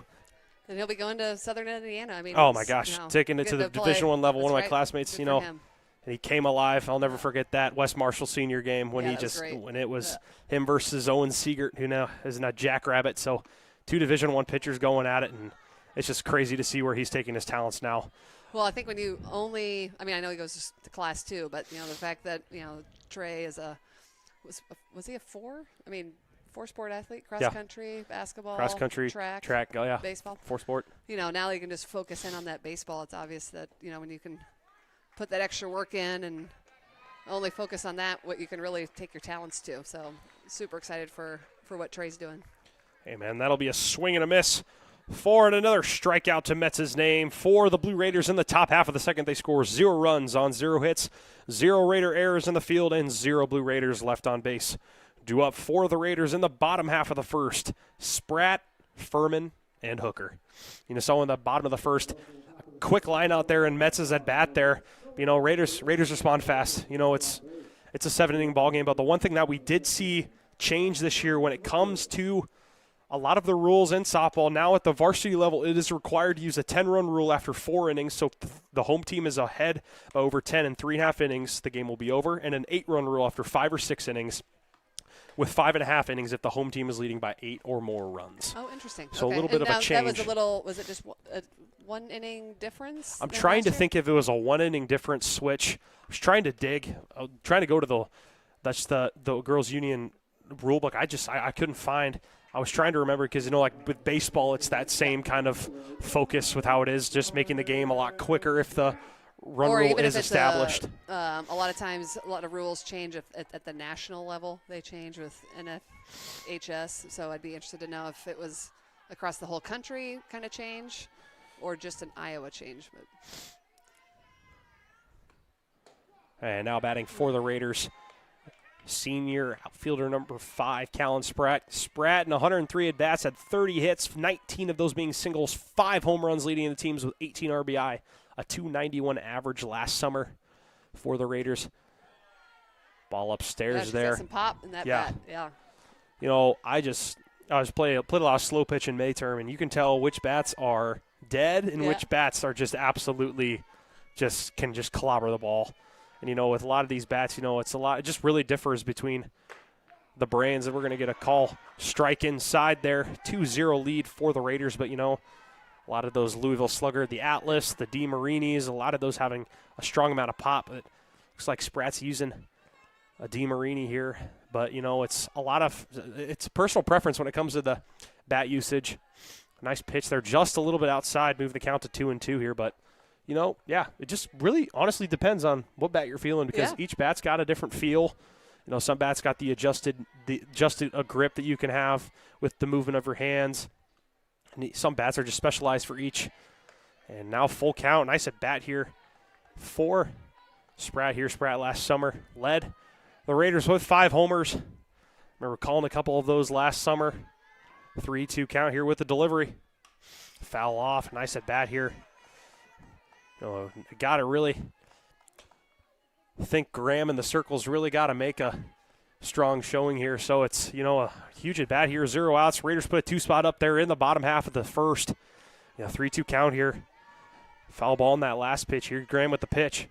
That'll be downstairs and a nice at bat there for number 5.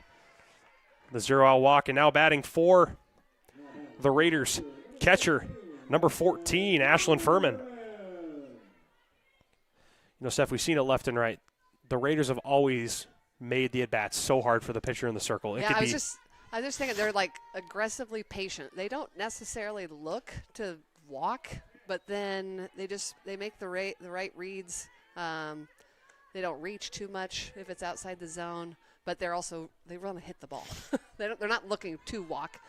So, yeah, I guess aggressively patient is the best way to describe our batters. Yeah, Spratt on the base pads now on first. She'll have a stolen base to her name there. Spratt last summer 8 for 10 on stolen bags, and the first stolen base to her name. Hughes had one back in the bottom of the first. Spratt now with the first stolen base to the Raiders here in the bottom half of the second. Ducks on the pond here for Furman now. Nice pitch there for Graham, and that'll be a ball in the dirt. Drop third, strikeout for Graham, striking out Furman, and that'll take it to the wheels from the blue oval with many top finishes to her name. Now batting for the Raiders softball team, center fielder number 12, Ava Hooker. You know, one thing that surprised me is the first time that she ran the 400 hurdles this year. I know, she broke the school record. It's just unbelievable. I mean, she's only really ran that about 6 times, I think, Coach Nord said. And for her to be able to step into a big moment at the state track meet and get herself on the podium, and assuming she'll maybe be practicing some hurdles from here on out. And, you know, she could probably run a ton of events. It's just such a great athlete and a competitor, you know. Like, you didn't always get to see the final stretch of those runs because they were certainly narrowed in on the top finisher, but, you know, she's just going to grind it out and just a gritty athlete. Yeah, I'll never forget watching that quarterfinal match against Des Moines Christian last year, and their point guard was just going off. Just the dribble package that she had, and then finishing around the basket. And you know, you always put Speedy Hooker on their best offensive player, and you know that first down she really shut her down, and then they just had to go the horns look and screen her all the time because they didn't want Wheels guarding her anymore. But you know, it's someone that you can always really rely on, and like we said, 44 stolen bases last year, 94 of the 254 for both her and Hughes. So just now seeing her in the starting lineup is just another huge. Yeah, it's fun to see her taking it at bat, and that's a ball driven out to left center, and that'll get out. Holy smokers! Ava Hooker with the home run. Oh my God! I was just gonna say, how fun is it that we get to watch her bat now? And what is this, like her first varsity at bat? I mean, yeah, her third start. 2 starts last year, appeared in 39 games. And her first start this season, first at bat on the young campaign, and a 2-run shot. Goosebumps for her. That's man, you know, nothing stops for, you know, multiple top 3 places at the state track tournament. And man, just an opening at bat to the summer with a 2-run shot, and back to the top of the order with Wheels once again. Your third base number 11, McKenna Hughes. Wowzers. Wow, that one just leaves you speechless. Well, I know.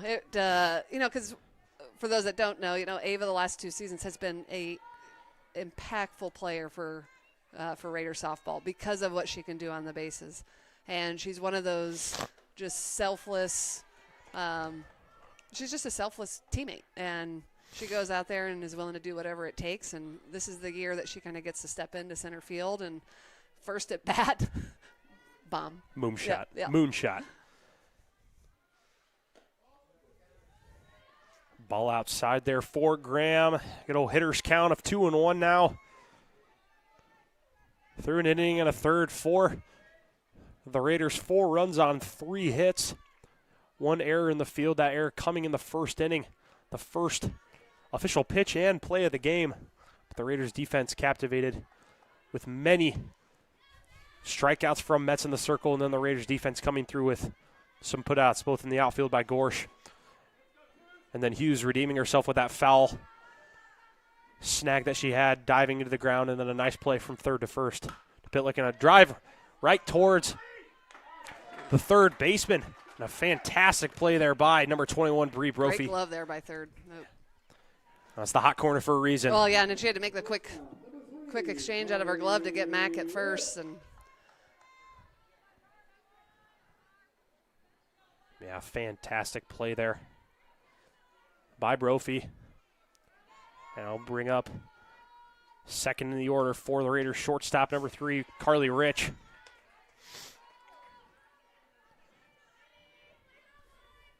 0-1 count here, 2 outs. Brophy retired Hughes. The last play.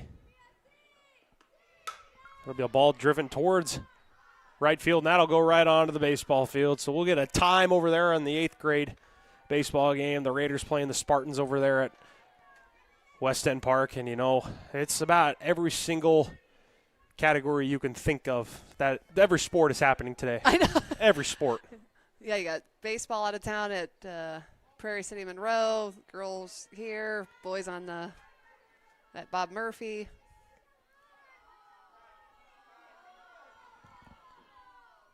We're going to get a time here. The boys must have threw it. I will have to talk to their coach about those things, get them in shape. They're really not supposed to throw the ball back into play, so I will track my husband down as he's taken over those 8th grade boys and make sure that they know don't throw the ball back onto the softball field. I heard he was taking over the helm of L3, super which proud is of super him, awesome. He's been having an excited couple last month, just kind of being part of the program, and he loves baseball. So amen.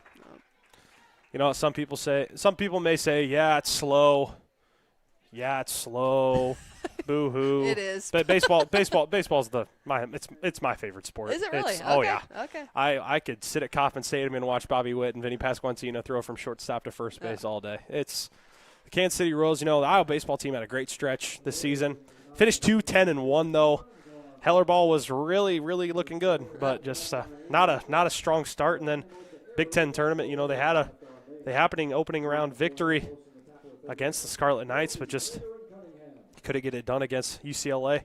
And a tough loss to Indiana, the double elimination. But the Cornhuskers coming through and winning back-to-back Big Ten tournaments. So, I'm not the biggest Cornhusker fan with me being a diehard Hawkeye, but, it's congrats to the Cornhuskers. 4 Big Ten teams advancing to the college football regionals. So I think one of the issues with me watching baseball like the entirety of the game is we found a YouTube channel that basically cuts out all the dead time of college baseball.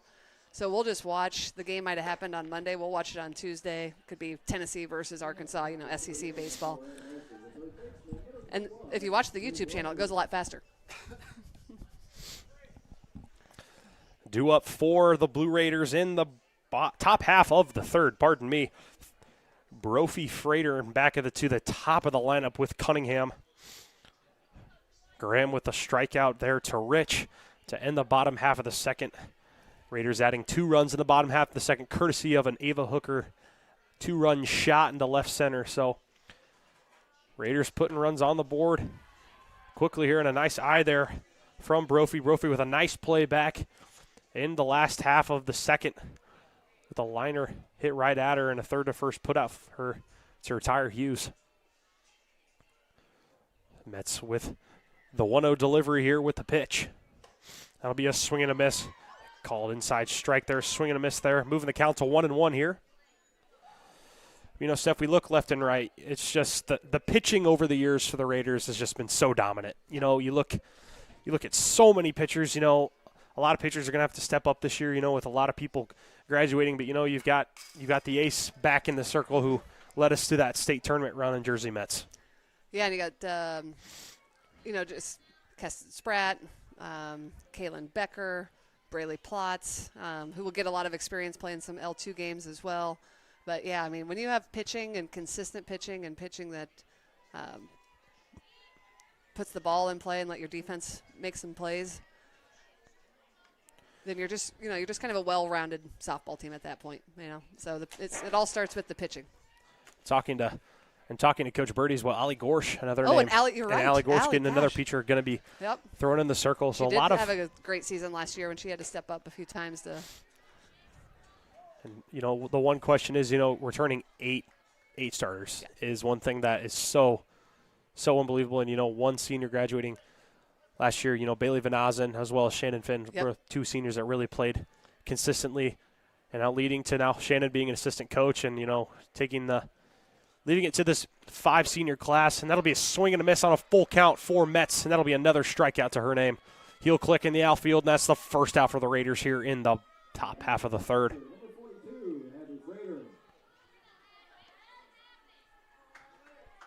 Now batting for the Blue Raiders, shortstop number 42, Hadley Freighter.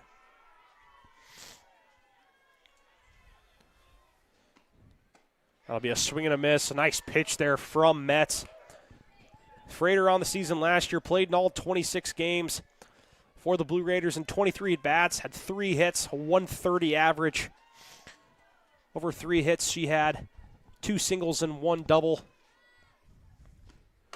Oof. Heater right there from Metz, blows it right by Frater there. Back to the top of the lineup on deck for the Blue Raiders with Cunningham on deck. Metz is dealing right now, left and right, really mixing up the fastball and off-speed well, really doing a great job. And a nice way to hang there, just off the cap of the bat there for Frater there, just hanging on for dear life. You know, Metz, it's really punching this year. The velo's coming through. You know what a year of growth can do to a well, in between her and Ashlyn Furman, this is their second season kind of together with that. Spent a lot of time. You'd see them in the gym early in the morning. So now you got that same thing that you had with Peyton and Therm over those years. So now you're going to see this combination here for the time being. Now back to the top of the lineup for the Blue Raiders. Center fielder number 4, Regan Cunningham. Like you said, with that Raider defense, the consistency that we saw with Metz last year was just absolutely unbelievable. The Raiders as a team, first in innings pitched in 3A with 291 and 2/3 innings pitched. First in putouts with 875. Second in fielding percentage with a .966. Second in total chances with 1,131. Third fewest errors in 3A with 38. Just talking to Coach Birdie a lot last year, the one thing that he always loves is defense. He produces the runs will come, but you win a softball game with a fast-paced defense who can really perform well out on all 3 perimeters of the field, whether it be the outfield, the infield, and both the pitcher and catcher, which is such essential for the success of how this team has been these last couple of years. Right through it. Be a slap hit into right field for Cunningham, but a fantastic play there made out in right field for Spratt. Well, yeah, and if you think back to those games last year, the run to the state tournament, and then again at the state tournament, a lot of the difference in those close games were we didn't make errors and just some crucial errors by our opponent, which allowed us to whether steal an extra base. But yeah, they're really well rounded. They got all the pieces to make another run. Certainly, I don't think they're feeling pressure by any means. That I've kind of talked to some of the girls. They're just the consistent thing is pressure is a privilege, right? So they've earned the right to have that, and they can stay focused all years. And it'll be a long summer. Good summer. No, we've seen it. And it's like we talked about earlier. We've seen on all cylinders this team just really comes together well. And really plays truly as a team when it comes to the postseason with that tough schedule. And we've seen that pitcher-catcher duo of those 5 years with those in the last 5 years, finishing in the top 3 in all of those 5 years. It's just crazy the amount of connections that you had, with Therm and Driscoll back in the day. It's sad to say back in the day now. It's almost 2 to 3 years ago already. But, now with Furman and Metz, their connection now with back-to-back years. Pitching and, the guidance that Ness will get from Furman as well from behind the plate. And then you saw with all the 5 or 6 coaches that the Williamsburg staff has, so much depth that they can prove. And it seems like we've got a position coach for each level. Jealous. Yeah. That was the one thing when we were at the state tournament, I told my assistants, who I'm very grateful for, and I love the Brett and Aaron, but it's like there was like half the team was coaches, and then we got our little 3, which again worked for us. And certainly with all the different levels of softball and different times that they play, you certainly need that many coaches helping out those programs because of the dynamics of the schedule.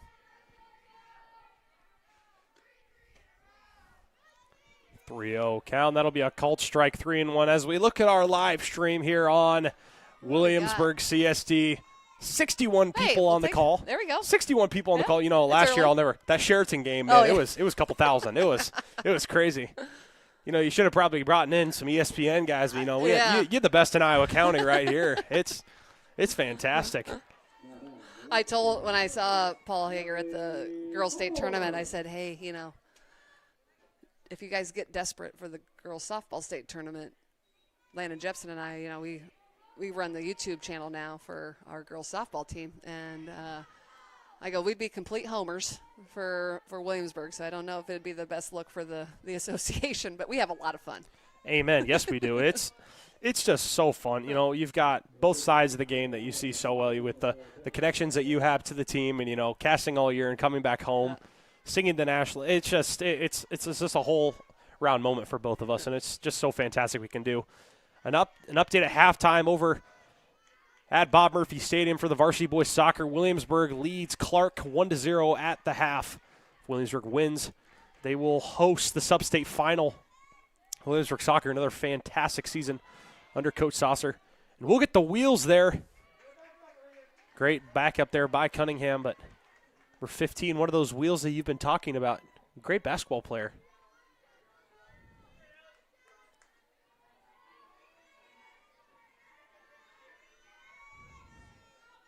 I should have gotten my roster sheet. I took a picture of it. A ball down low there, 2-0 count. There 4. Graham here now batting for the Raiders left fielder, number 6, Allie Gorsh. Pillock before with the no-out walk here. That'll be a called strike, 2-1 count here for Gorsh. Yeah, you got Kylie Allen out there on second. She's got some wheels. I know doesn't use those wheels on the track team. She's very passionate about softball.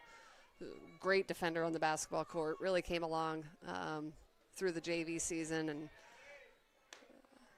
was there for our postseason run as well to be the other teams for us. She was just a tenacious is kind of the best way to describe her. Very quiet though, very quiet. Try to always get her to talk a little bit more. So hopefully by the end of this season she'll be talking. Foul ball driven towards the left field side, and that'll go foul for Gorsh. Full count battle here again for the Raiders. Like we said for this team, it's going to come down to the final pitch for every single at-bat. It could be anywhere from 6 to 15 pitches at some point. It could be so many ups and downs. But update 4, game changer here, Raiders. But as we got the update here for softball, and then a nice play there in left field for the Blue Raiders, for Lauren Ottmans. That'll bring up pitcher number 17, Jersey Mets. Raiders lead in the bottom half of the second, 2-1. They really jumped on the Mustangs in game 1, winning 15-3. Looking at the box score there for the Raiders up and down. Kale Moore with a hit and 2 RBI. Niall Sin with 2 hits and an RBI. Carson Greer, 1 hit. Micah Lang with 1 hit and 3 RBIs. So up and down the lineup. A nice hit there for Sanchez, and that's what we see, power just left and right. Power. Super strong hitter. Now coming up to bat for the Raiders, pitcher number 17, Jersey Mets. Yeah, 11 hits on 15 runs for the boys. 2-1 advantage here. Bryson Weegan on the mound there, but quick respond there for the Raiders here. Runners on the corners with 1 out, and the first and third situation could be in effect here. And there's the square up there, and, perfectly advances the runner there. Cunningham with the backup there, but, just like the Raiders, each team's got to prepare for the small ball with the amount of bunts that this team puts down.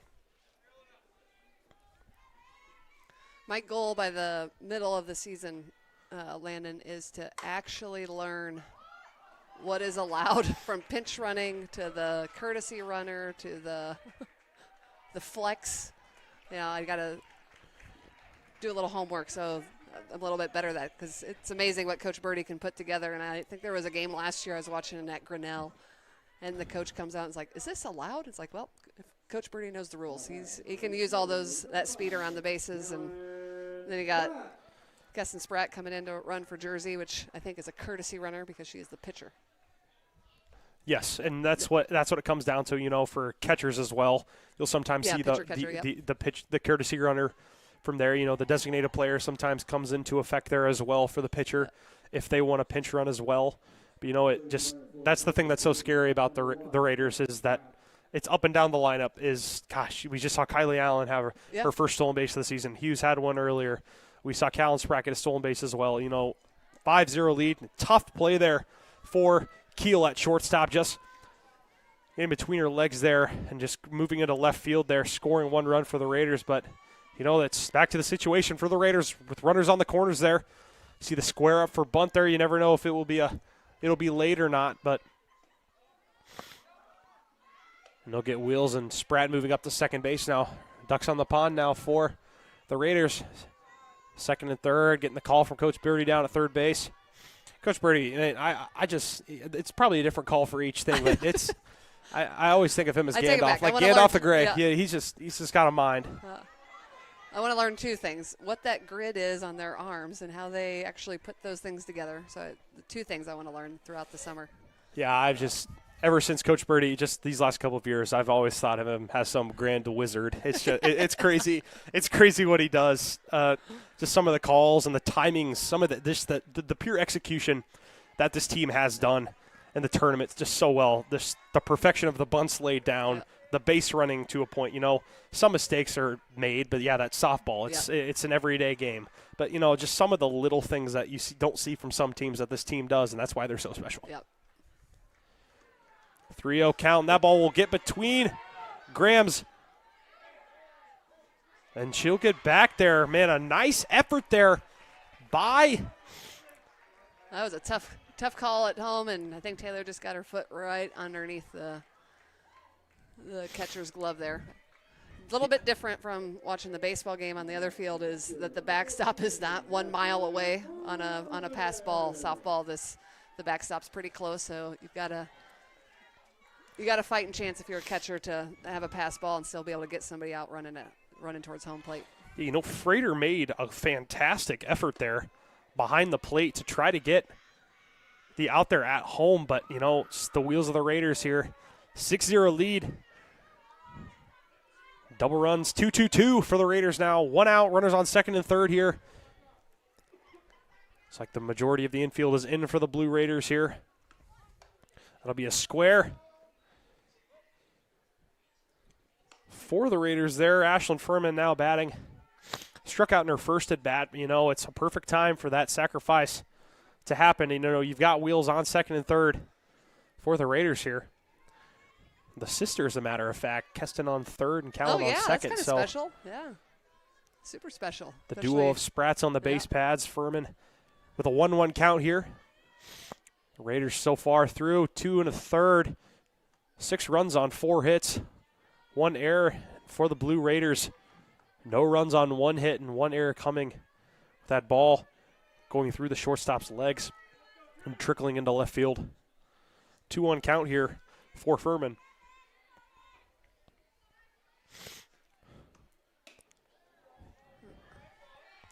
Ball down low. Calling the balls and strikes tonight. Steve Wagner doing the bases. Jim Packingham.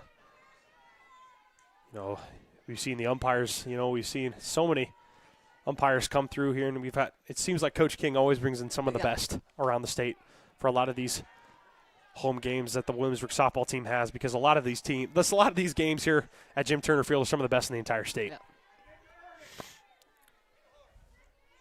As we hear another full count for the Raiders here. Graham with the pitch. It's a great pitch, and that'll be a skipper towards. That's a nice play there by. Nice pitch by Graham and a nice play there by third baseman, number 21, Bree Brophy. Brophy's made a couple of nice plays there down to third base. She had a rocket out her last half, and then, talking to the umpire, maybe asking if there was any there is a safety rule as far as covering home plate and blocking it, that sort of thing, giving some type of path, I guess, to home base. So I don't know if that's what he was kind of discussing. Yep. And we're going to get a pinch runner here for the catcher. Kaylin Becker. It looks like Kaylin Becker, number 13, will come in to pinch run for Ashlyn Furman. We said there, Brophy's made a couple of nice plays there down at third, had a nice rocket at her last half to retire Hughes. That was a great play by the fantastic Blue Raiders. Play. Heads up play to get the runner out at home, and Coach Birdie just really wanting to try to make sure just player safety is always number one when it comes to this. And, blocking the plate is sometimes something that we see, not very often, honestly, a call. But, it's just for the clarification. Was she blocking the plate? Right. Was she in the running path of the runner? Just the clarification calls are always good. And, when you have these umpires, they're going to make those right calls. 2 outs now for the Raiders. Runners on the corners here. For the Raiders here. The red jerseys and white pants for the Raiders softball team, and for the Red Raiders. Now, the Raider red and the blue Raider, the whites and the stirrup socks there. I'd say the jerseys are on point tonight. Yeah, they look nice. Yep. I always like it. I was talking to one of the players' parents at the baseball game, and because you had Williamsburg wearing black jerseys and Solon wearing black jerseys, and the only thing you could tell the difference was the hats. So it's nice to see that there's a red jersey and a blue jersey out here on the field. Different than what you do on the basketball court or football field. You don't wear the same color. A nice pitch there from Graham in the circle. 1-2 count. Here, too, the speedy sophomore, Ava Hooker. 2 outs now. Graham on the circle with the pitch. Be a ball upstairs. 2-2 count. So many twos on the scoreboard now. 2-2-2 for the count. 2 runs scored in each half for the Raiders here so far. Another important delivery for Graham here with Raiders on. Base area ball just outside there for Hooker, and another full count for the Raiders.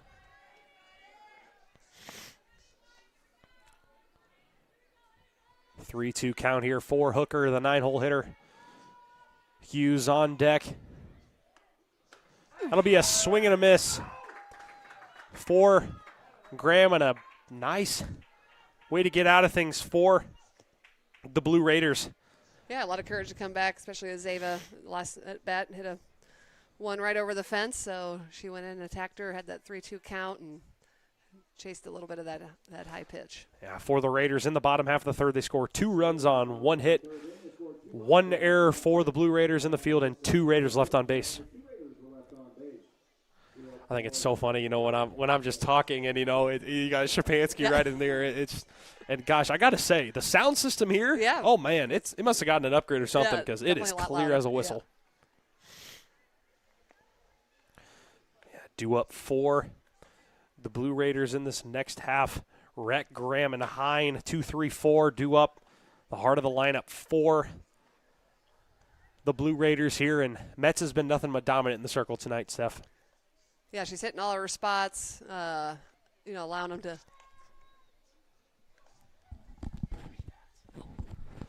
Yeah, nothing but dominant from Metz here as we, with the game changer plus here from Steph. It's always awesome to see the advanced statistics that game changer has.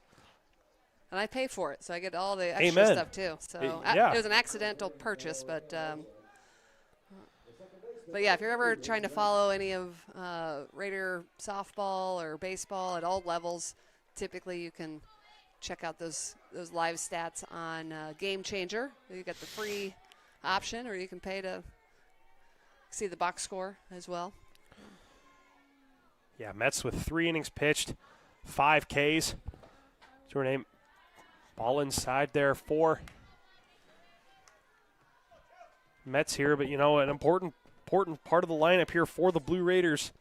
2-3-4 here for the Raiders here. Nice pitch there from Metz. Ball a little downstairs, but a swing and a miss there from Reth.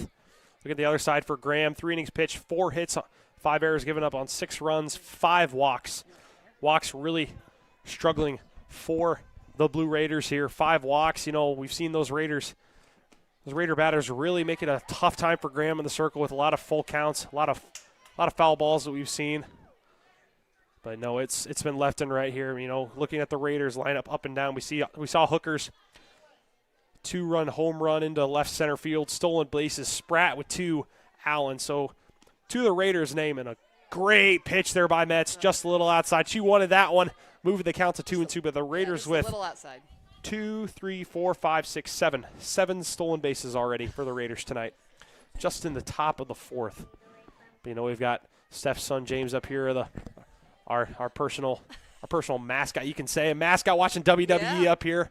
Got, when Daddy's coaching the 8th grade team and Mommy's up here, then so is James, and certainly like any kid around here needs money for the concession stand. Amen. Yep. No.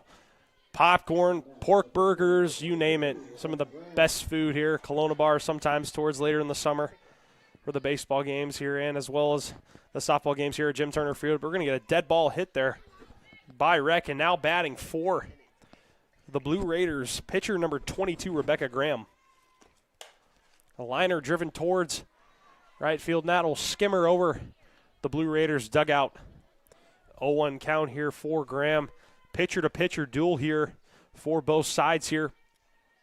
So keep approaching here. Top of the fourth here. 6 runs on 4 hits for the Raiders. 0 runs on 1 hit for the Blue Raiders.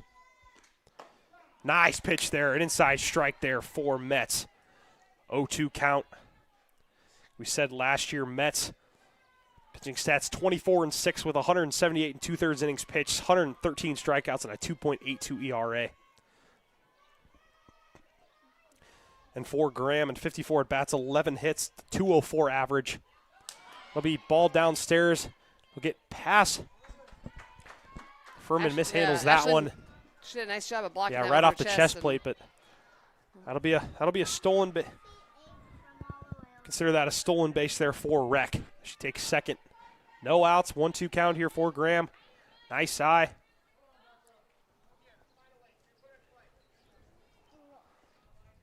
Here, coaches telling her just to put it in play, advance that base runner so we can keep on getting things rolling. That'll be a foul ball towards the Raider dugout. And Coach Hall will make a nice play in the dugout there to grab that ball. A nice battle here by Graham. Graham making it really hard for the Raiders here. A 1-2 count, 2 foul balls here in this at bat. As we keep things rolling here, it's going to be a real quick. Nice pitch there. Great pitch there. That ball will hit in front of Furman, but another nice jump there for Rec. Rec very aggressive on the base paths here. As we look at Rec last year really 1 for 1 on stolen bases, scored 3 runs, so already 2 stolen bases to her name already. 2-2 count here for Graham. Jersey with the pitch. That'll be a called strike 3. Ball looked a little high, but that'll be a called strike 3. Mets' 6th strikeout here tonight. Now batting for the Anamosa Blue Raiders, right fielder number 8, Lauren Hine.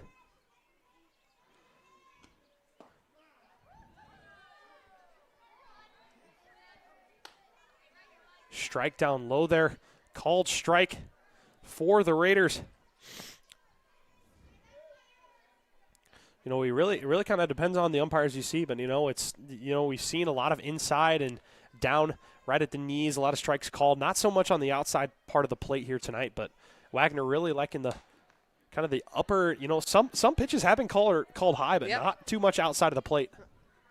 Yeah, she's kind of painting that inside corner, and you got Anamosa kind of crowding the plate a little bit so it can look like a ball, but because they're kind of scooting back, but really she's hitting those corners of the plate.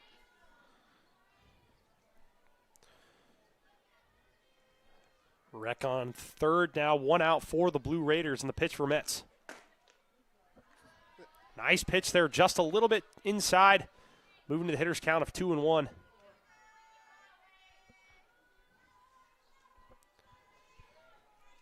Tough at bat here for Hine, the right fielder. 2-1 count now for Mets.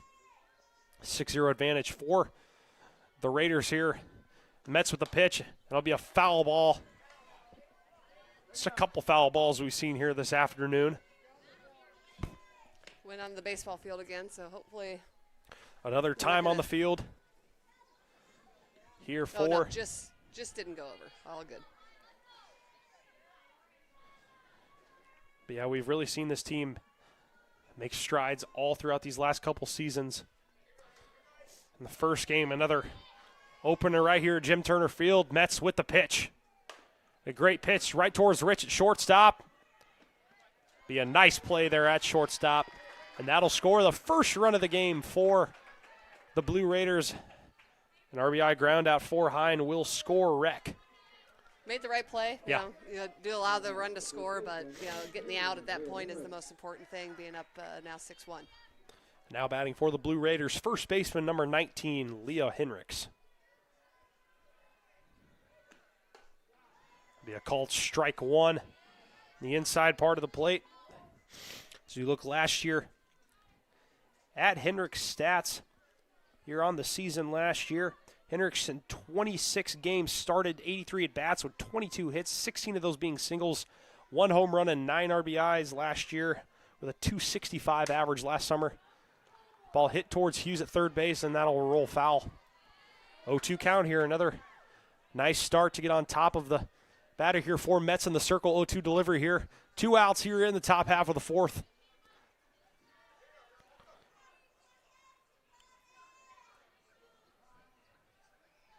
We're going to get a time here. Clear the plate. To clear their home plate here. Just a little bit of a dirt spot, Right. you know. The umps, they like to keep their bases clean. 0-2 delivery here for Mets. That'll be swing and a miss There you go. for Mets to end the top half of the fourth. For the Blue Raiders in the top half of the fourth, they score 1 run on no hits, 0 Raider errors, and 0 Blue Raiders left on base. Due up for the Raiders here in the bottom half of the fourth. No hits, no Raider errors, and no runners were left on base.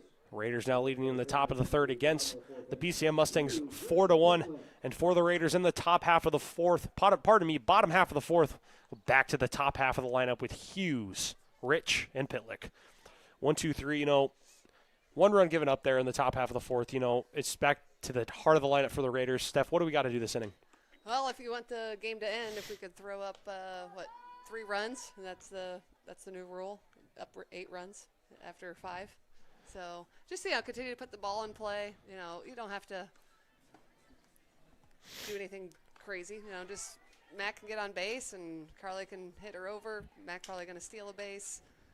It's the first game of the season. Just getting into the groove of things and go out there, execute, and do what you've been trained to do. So. Yeah, now batting 11. Number 11, your third baseman, McKenna Hughes. And McKenna Hughes last year in 112 at-bats, 43 hits, 34 singles, 9 doubles, no homers, and 15 RBI.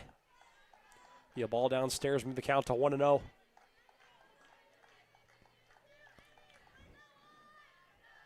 Not too many hits here, but the walks have been the problem here for the Blue Raiders. 5 walks for Graham here tonight. This varsity non-conference. The Raiders out of the WAMAC West Conference and your Anamosa Blue Raiders out of the River Valley North Conference. 2 great conferences on both sides, but the WAMAC is so dominant in 3A. So you see 3 teams in the top 6.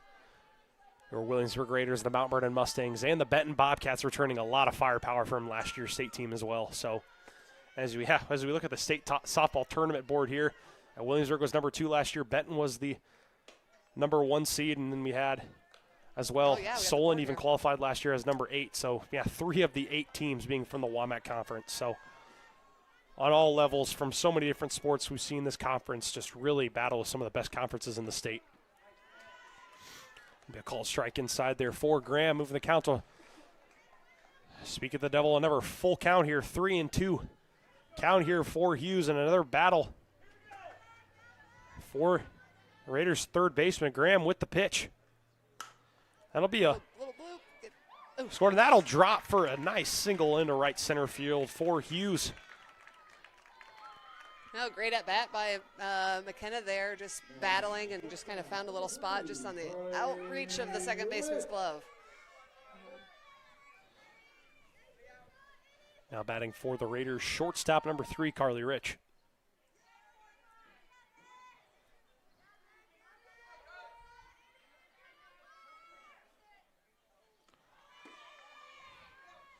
Wheels, wheels, wheels, and that throw just a little bit to the right, and that'll be Hughes' second stolen base on the night. That's crazy, Steph. 50 stolen bases last year. She led the 3A. Led? Tied. She was. There was some wheels last year in 3A. It was crazy.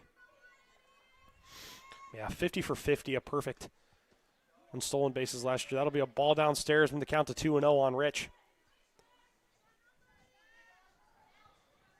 Graham has been pretty consistent in the circle, really trying to get the Raiders out on that off speed, but the Raiders very disciplined at the plate, not following too many pitches on the way, and that'll be another ball downstairs.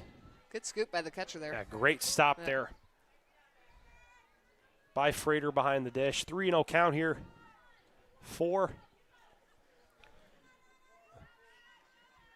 Rich here as she keeps on battling. Hughes on second after the bloop single into right center field. But another Raider in scoring position for Rich. 3-0 count. Graham with the pitch. That'd be a called strike right down the middle. 3-1 count now for Graham as she still is in the circle.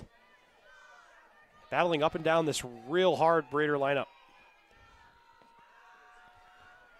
As we've seen here, not so many hits. Raiders now lead the Mustangs on the baseball side in Monroe, 6-1 here, won 15-3 in game 1. Robbie Allison competing at the Iowa High School Men's Golf State Championships this weekend as well. Yeah, we got the Raider, the girls golf team. Lady Raider Nation Golf taking there. Lady Raider Nation Golf. Lady Raider, LRNG. Yep. Let's roll. Yep. Yeah, so many things going on. We'll get a call strike there, and just looked a little bit inside from up here, but nice pitch there from Graham, and that might have been a makeup call. You never know. Yeah, maybe. I'm not sure how Carly would have been able to put the, even protected in that standpoint. I thought it was actually going to hit her. In that scenario, it's just kind of like the Wii Sports baseball. Throw out the bat and foul it down the third base line. Pillick squaring up. She'll pull back.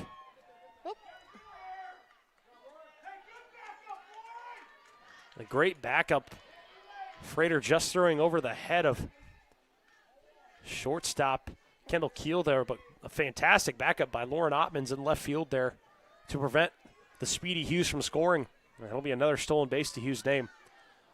0-1 count after the strikeout to Rich. Graham in the circle with the 0-1 delivery. Square up there, Pitlick.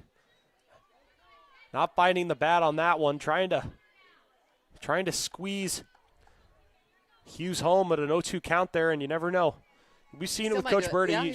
We have seen the Raiders lay down the bunt with 2 strikes before. Pitlick now. And a nice eye there for Pitlick. A great pitch there for Graham, just a little bit low there. Another Raider in scoring position here. 6-1 lead for the Raiders through the bottom half of the 4th here. Same score for the boys at Prairie City Monroe, 6-1. There we go. And a nice liner between first and second for Pitlick, and that'll score Hughes from third. Clutch hit. Great at bat by Taylor there, being down 0-2 count and trying to place those bunts there for Mac to get home, and she just had to put the barrel to the bat and send it into the right. Now batting for the Raiders. You heard it from Mr. Shapansky through the live stream. Now batting left fielder number 6, Allie Gorsh.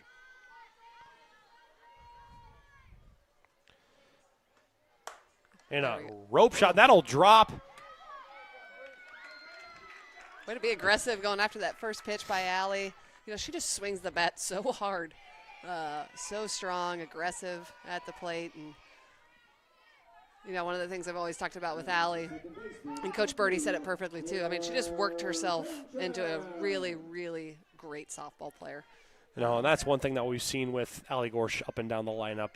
She bounced around the lineup a lot last year. And what we saw last year is, it's usually first or second pitch, the ball's in play. Yep. And it's one thing that we saw. she even talked to in our interview last year that when she came up here into the press box, and she had admitted she had a really tough middle part of the year, and she really broke away when it came into the playoffs and into the state tournament. Pardon me, holy smokes. Voice is getting a little tired. You know, You're out of shape. Oh my gosh, yeah. I announced a triathlon in Clear Lake. Oh wow. On Saturday. So how do you do that? You know, so through the True Timing racing services that they have, you look at your phone, and it's basically it'll show their time, where they're from, and their name. Okay. And so after all 550 competitors passed the finish line, it was kind of crazy, and was like, my voice needs a break. Yeah. 2-1 count here for Sanchez, and a ball just outside there for Graham. 3-1 count. A nice spot there for Graham, but fantastic eagle eye there from Sanchez. Runners on first and second after 2 quick hits. 3 hits for the Raiders here in the bottom half of the fourth. 3 of their 7 total hits on the night. Ball downstairs, and that'll be ball 4 for Sanchez. Raiders load the bases here in the bottom half of the fourth. And now batting for the Raiders pitcher, number 17, Jersey Mets. And obviously here for the Blue Raiders, they're trying to, want to extend this game, keep the runners where they're at. 1 out, they can make a play at any part of the home, throw it home, maybe go for a double play. Great crowd out here tonight, too. Yeah, it's fun to see all the people in the outfield. Oh, a fantastic crowd out here tonight. Jim Turner Field's usually always so packed here. Yeah. Raiders now going into the middle of the third. Put up another 2 runs there. And that ball smoked out the left center. Oh, just off the fence, but that'll score all 3 for the Raiders. And what a hit there for Mets. Oh, my gosh. I thought that was going to go I thought we were going to get a grand slammy there. But that ball was poked out to left center field. And, we saw Hooker's 2-run homer earlier in this game. But, that's a piece of hitting that the Raiders have been waiting for. And now you can get that courtesy runner for the pitcher. And you got Keston Spratt going out to second base. Number 1, Keston Spratt. That just woke up my voice. I needed that. Now you're back. Yeah, 3-run double from Mets there into left center field. Nice first pitch there from Graham. Steph, we've seen it up and down the lineup. The Raiders really have produced. Yeah, when you can have your pitcher getting 3 RBIs and clearing the bases, gives her a little bit of extra run support going into the top of the 5th here in a little bit.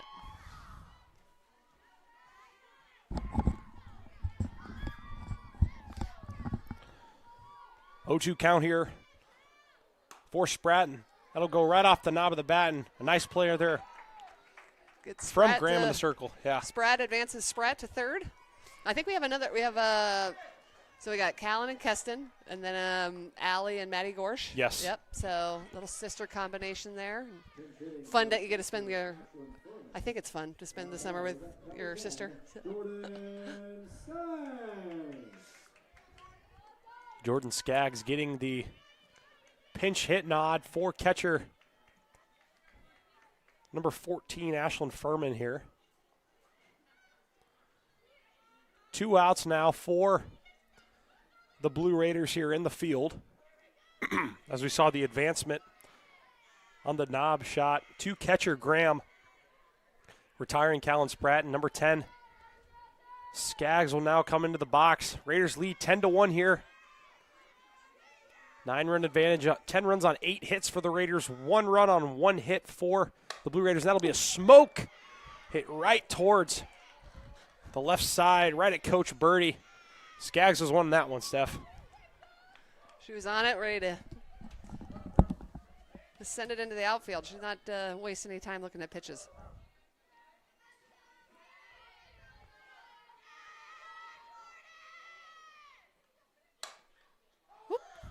And again, same spot. Keston Spratt having to hop over the hard hit ground ball.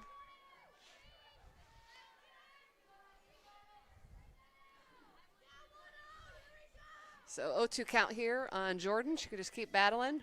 Definitely love her aggressiveness here at the plate.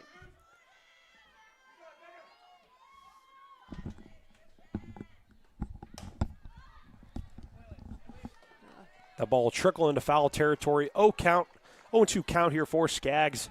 Nice at bat here. Spratt on third. Raiders with a 4 spot here in the bottom half of the 4th. 3 runs being scored here, courtesy of that 3-run double by pitcher number 17, Jersey Mets. Ball just outside. Nice pitch there from Graham, but just a little bit outside. 9-run advantage here for the Raiders. As we see, 2-2-2-4 put up for the Raiders, and we saw that one put up by the Blue Raiders last night. A ball, man, you know, that fence is not right here, and that one's right up here by me and Steph. Yeah, Steph and I would have gotten that one. The ball would have been right in our hands. Great battle here by Skaggs. Pinch hitting for catcher Ashlyn Furman. Graham with the pitch. Be inside. Hit right towards Coach Birdie. He wanted that one, but just a little too fast on that one.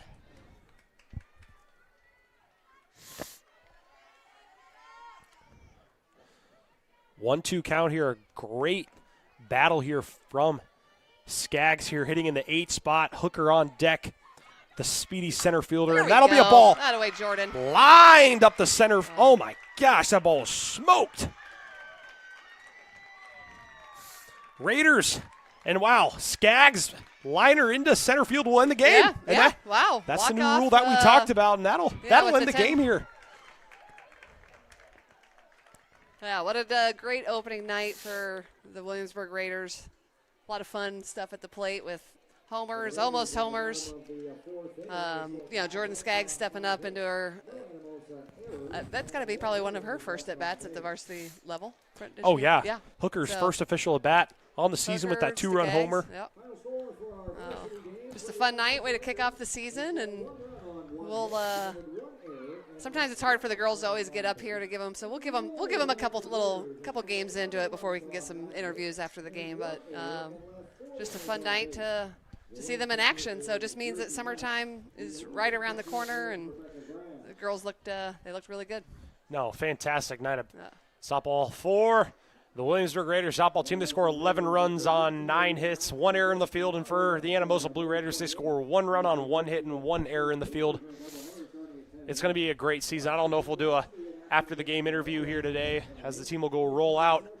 But, you know, it's like Steph said, it's a perfect start to the season. We saw so many players step up today, and it's so awesome to see so many players left and right. We saw Ava Hooker's 2-run shot into left center earlier in this game. Jersey Mets smoke shot 3-run double into left center field. Jersey Mets dominant in the circle. Blue Raiders, Rebecca Graham threw a great pitch, really trying to elevate the fastball, really working that changeup that she was really trying to get the Raiders out in front on. But, really strong finish for the Raiders here in this bottom half of the 4th, putting up a 5 spot. Yeah, I mean, they just really hit the ball well. Jersey didn't have to have that many things in place for them, but just a great opening night for them. Fun to see the seniors out there leading the stretches already. We have to we got Maya Simmons coming back from, not quite out there, ready for after her ACL tear. If people didn't know that last year, I think it was that second game of the tournament. She running from, I believe it was second, slipped on third, had already kind of had a either sore ankle or sore knee kind of going into it, and unfortunately tore her knee. Has been rehabbing. She was a manager for us this year on the basketball team and just really enjoyed having her. So hopefully she gets going as well and with her senior season. Amen to that. And she's just another fantastic infielder and / outfielder. She's somewhat kind of considered as that flex player. Yes, yeah. She can run courtesy. She can do it all. She can do it all.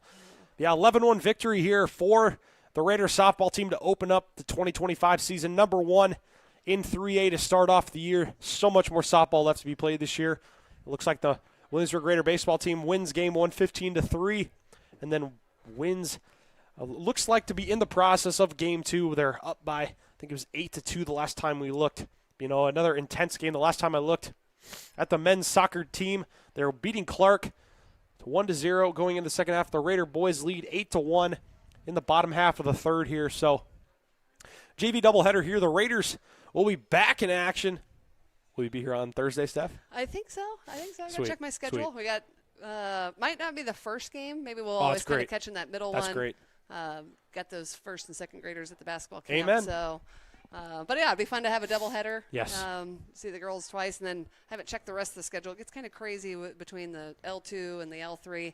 And again, we're still in school, till Friday. So, got a lot of summer to get ahead, and looking forward to not only watching the varsity girls play softball, but then all those other levels as well. Oh, amen. It's going to be some very just all-around productive seasons from all categories of Williamsburg sports again this year. It's always a dynasty when you look back at it. Just so many things, and it's so many goodbyes as well that we saw. Coach Ritchie going up to Cornell College this year, and then Austin Blythe taking over the helm. It's going to be really exciting seeing what he can put together for the Raider football team next year.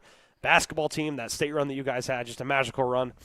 And, Coach Noop doing great things with the men's basketball team on all characters. Coach King, one of the busiest guys I know, and still coaching a baseball team this summer. I don't know how he does it all. He had 3 events going on that he couldn't be at because he's coaching the boys tonight. But, it's just a busy time. And then, summer doesn't really slow down a lot either. The state allows us to kind of have free reign to the athletes. So, one of the things that I respect the most about what we have here at Williamsburg is, the other coaches and what they put in to their programs, and then how we just kind of work together to make sure that, we're putting the student athlete first and letting them take care of things here on the softball field, but still trying to get better at, if it's Coach Nord ready for cross country, Coach Blythe getting those guys ready for football, and still trying to enjoy the summer too. So.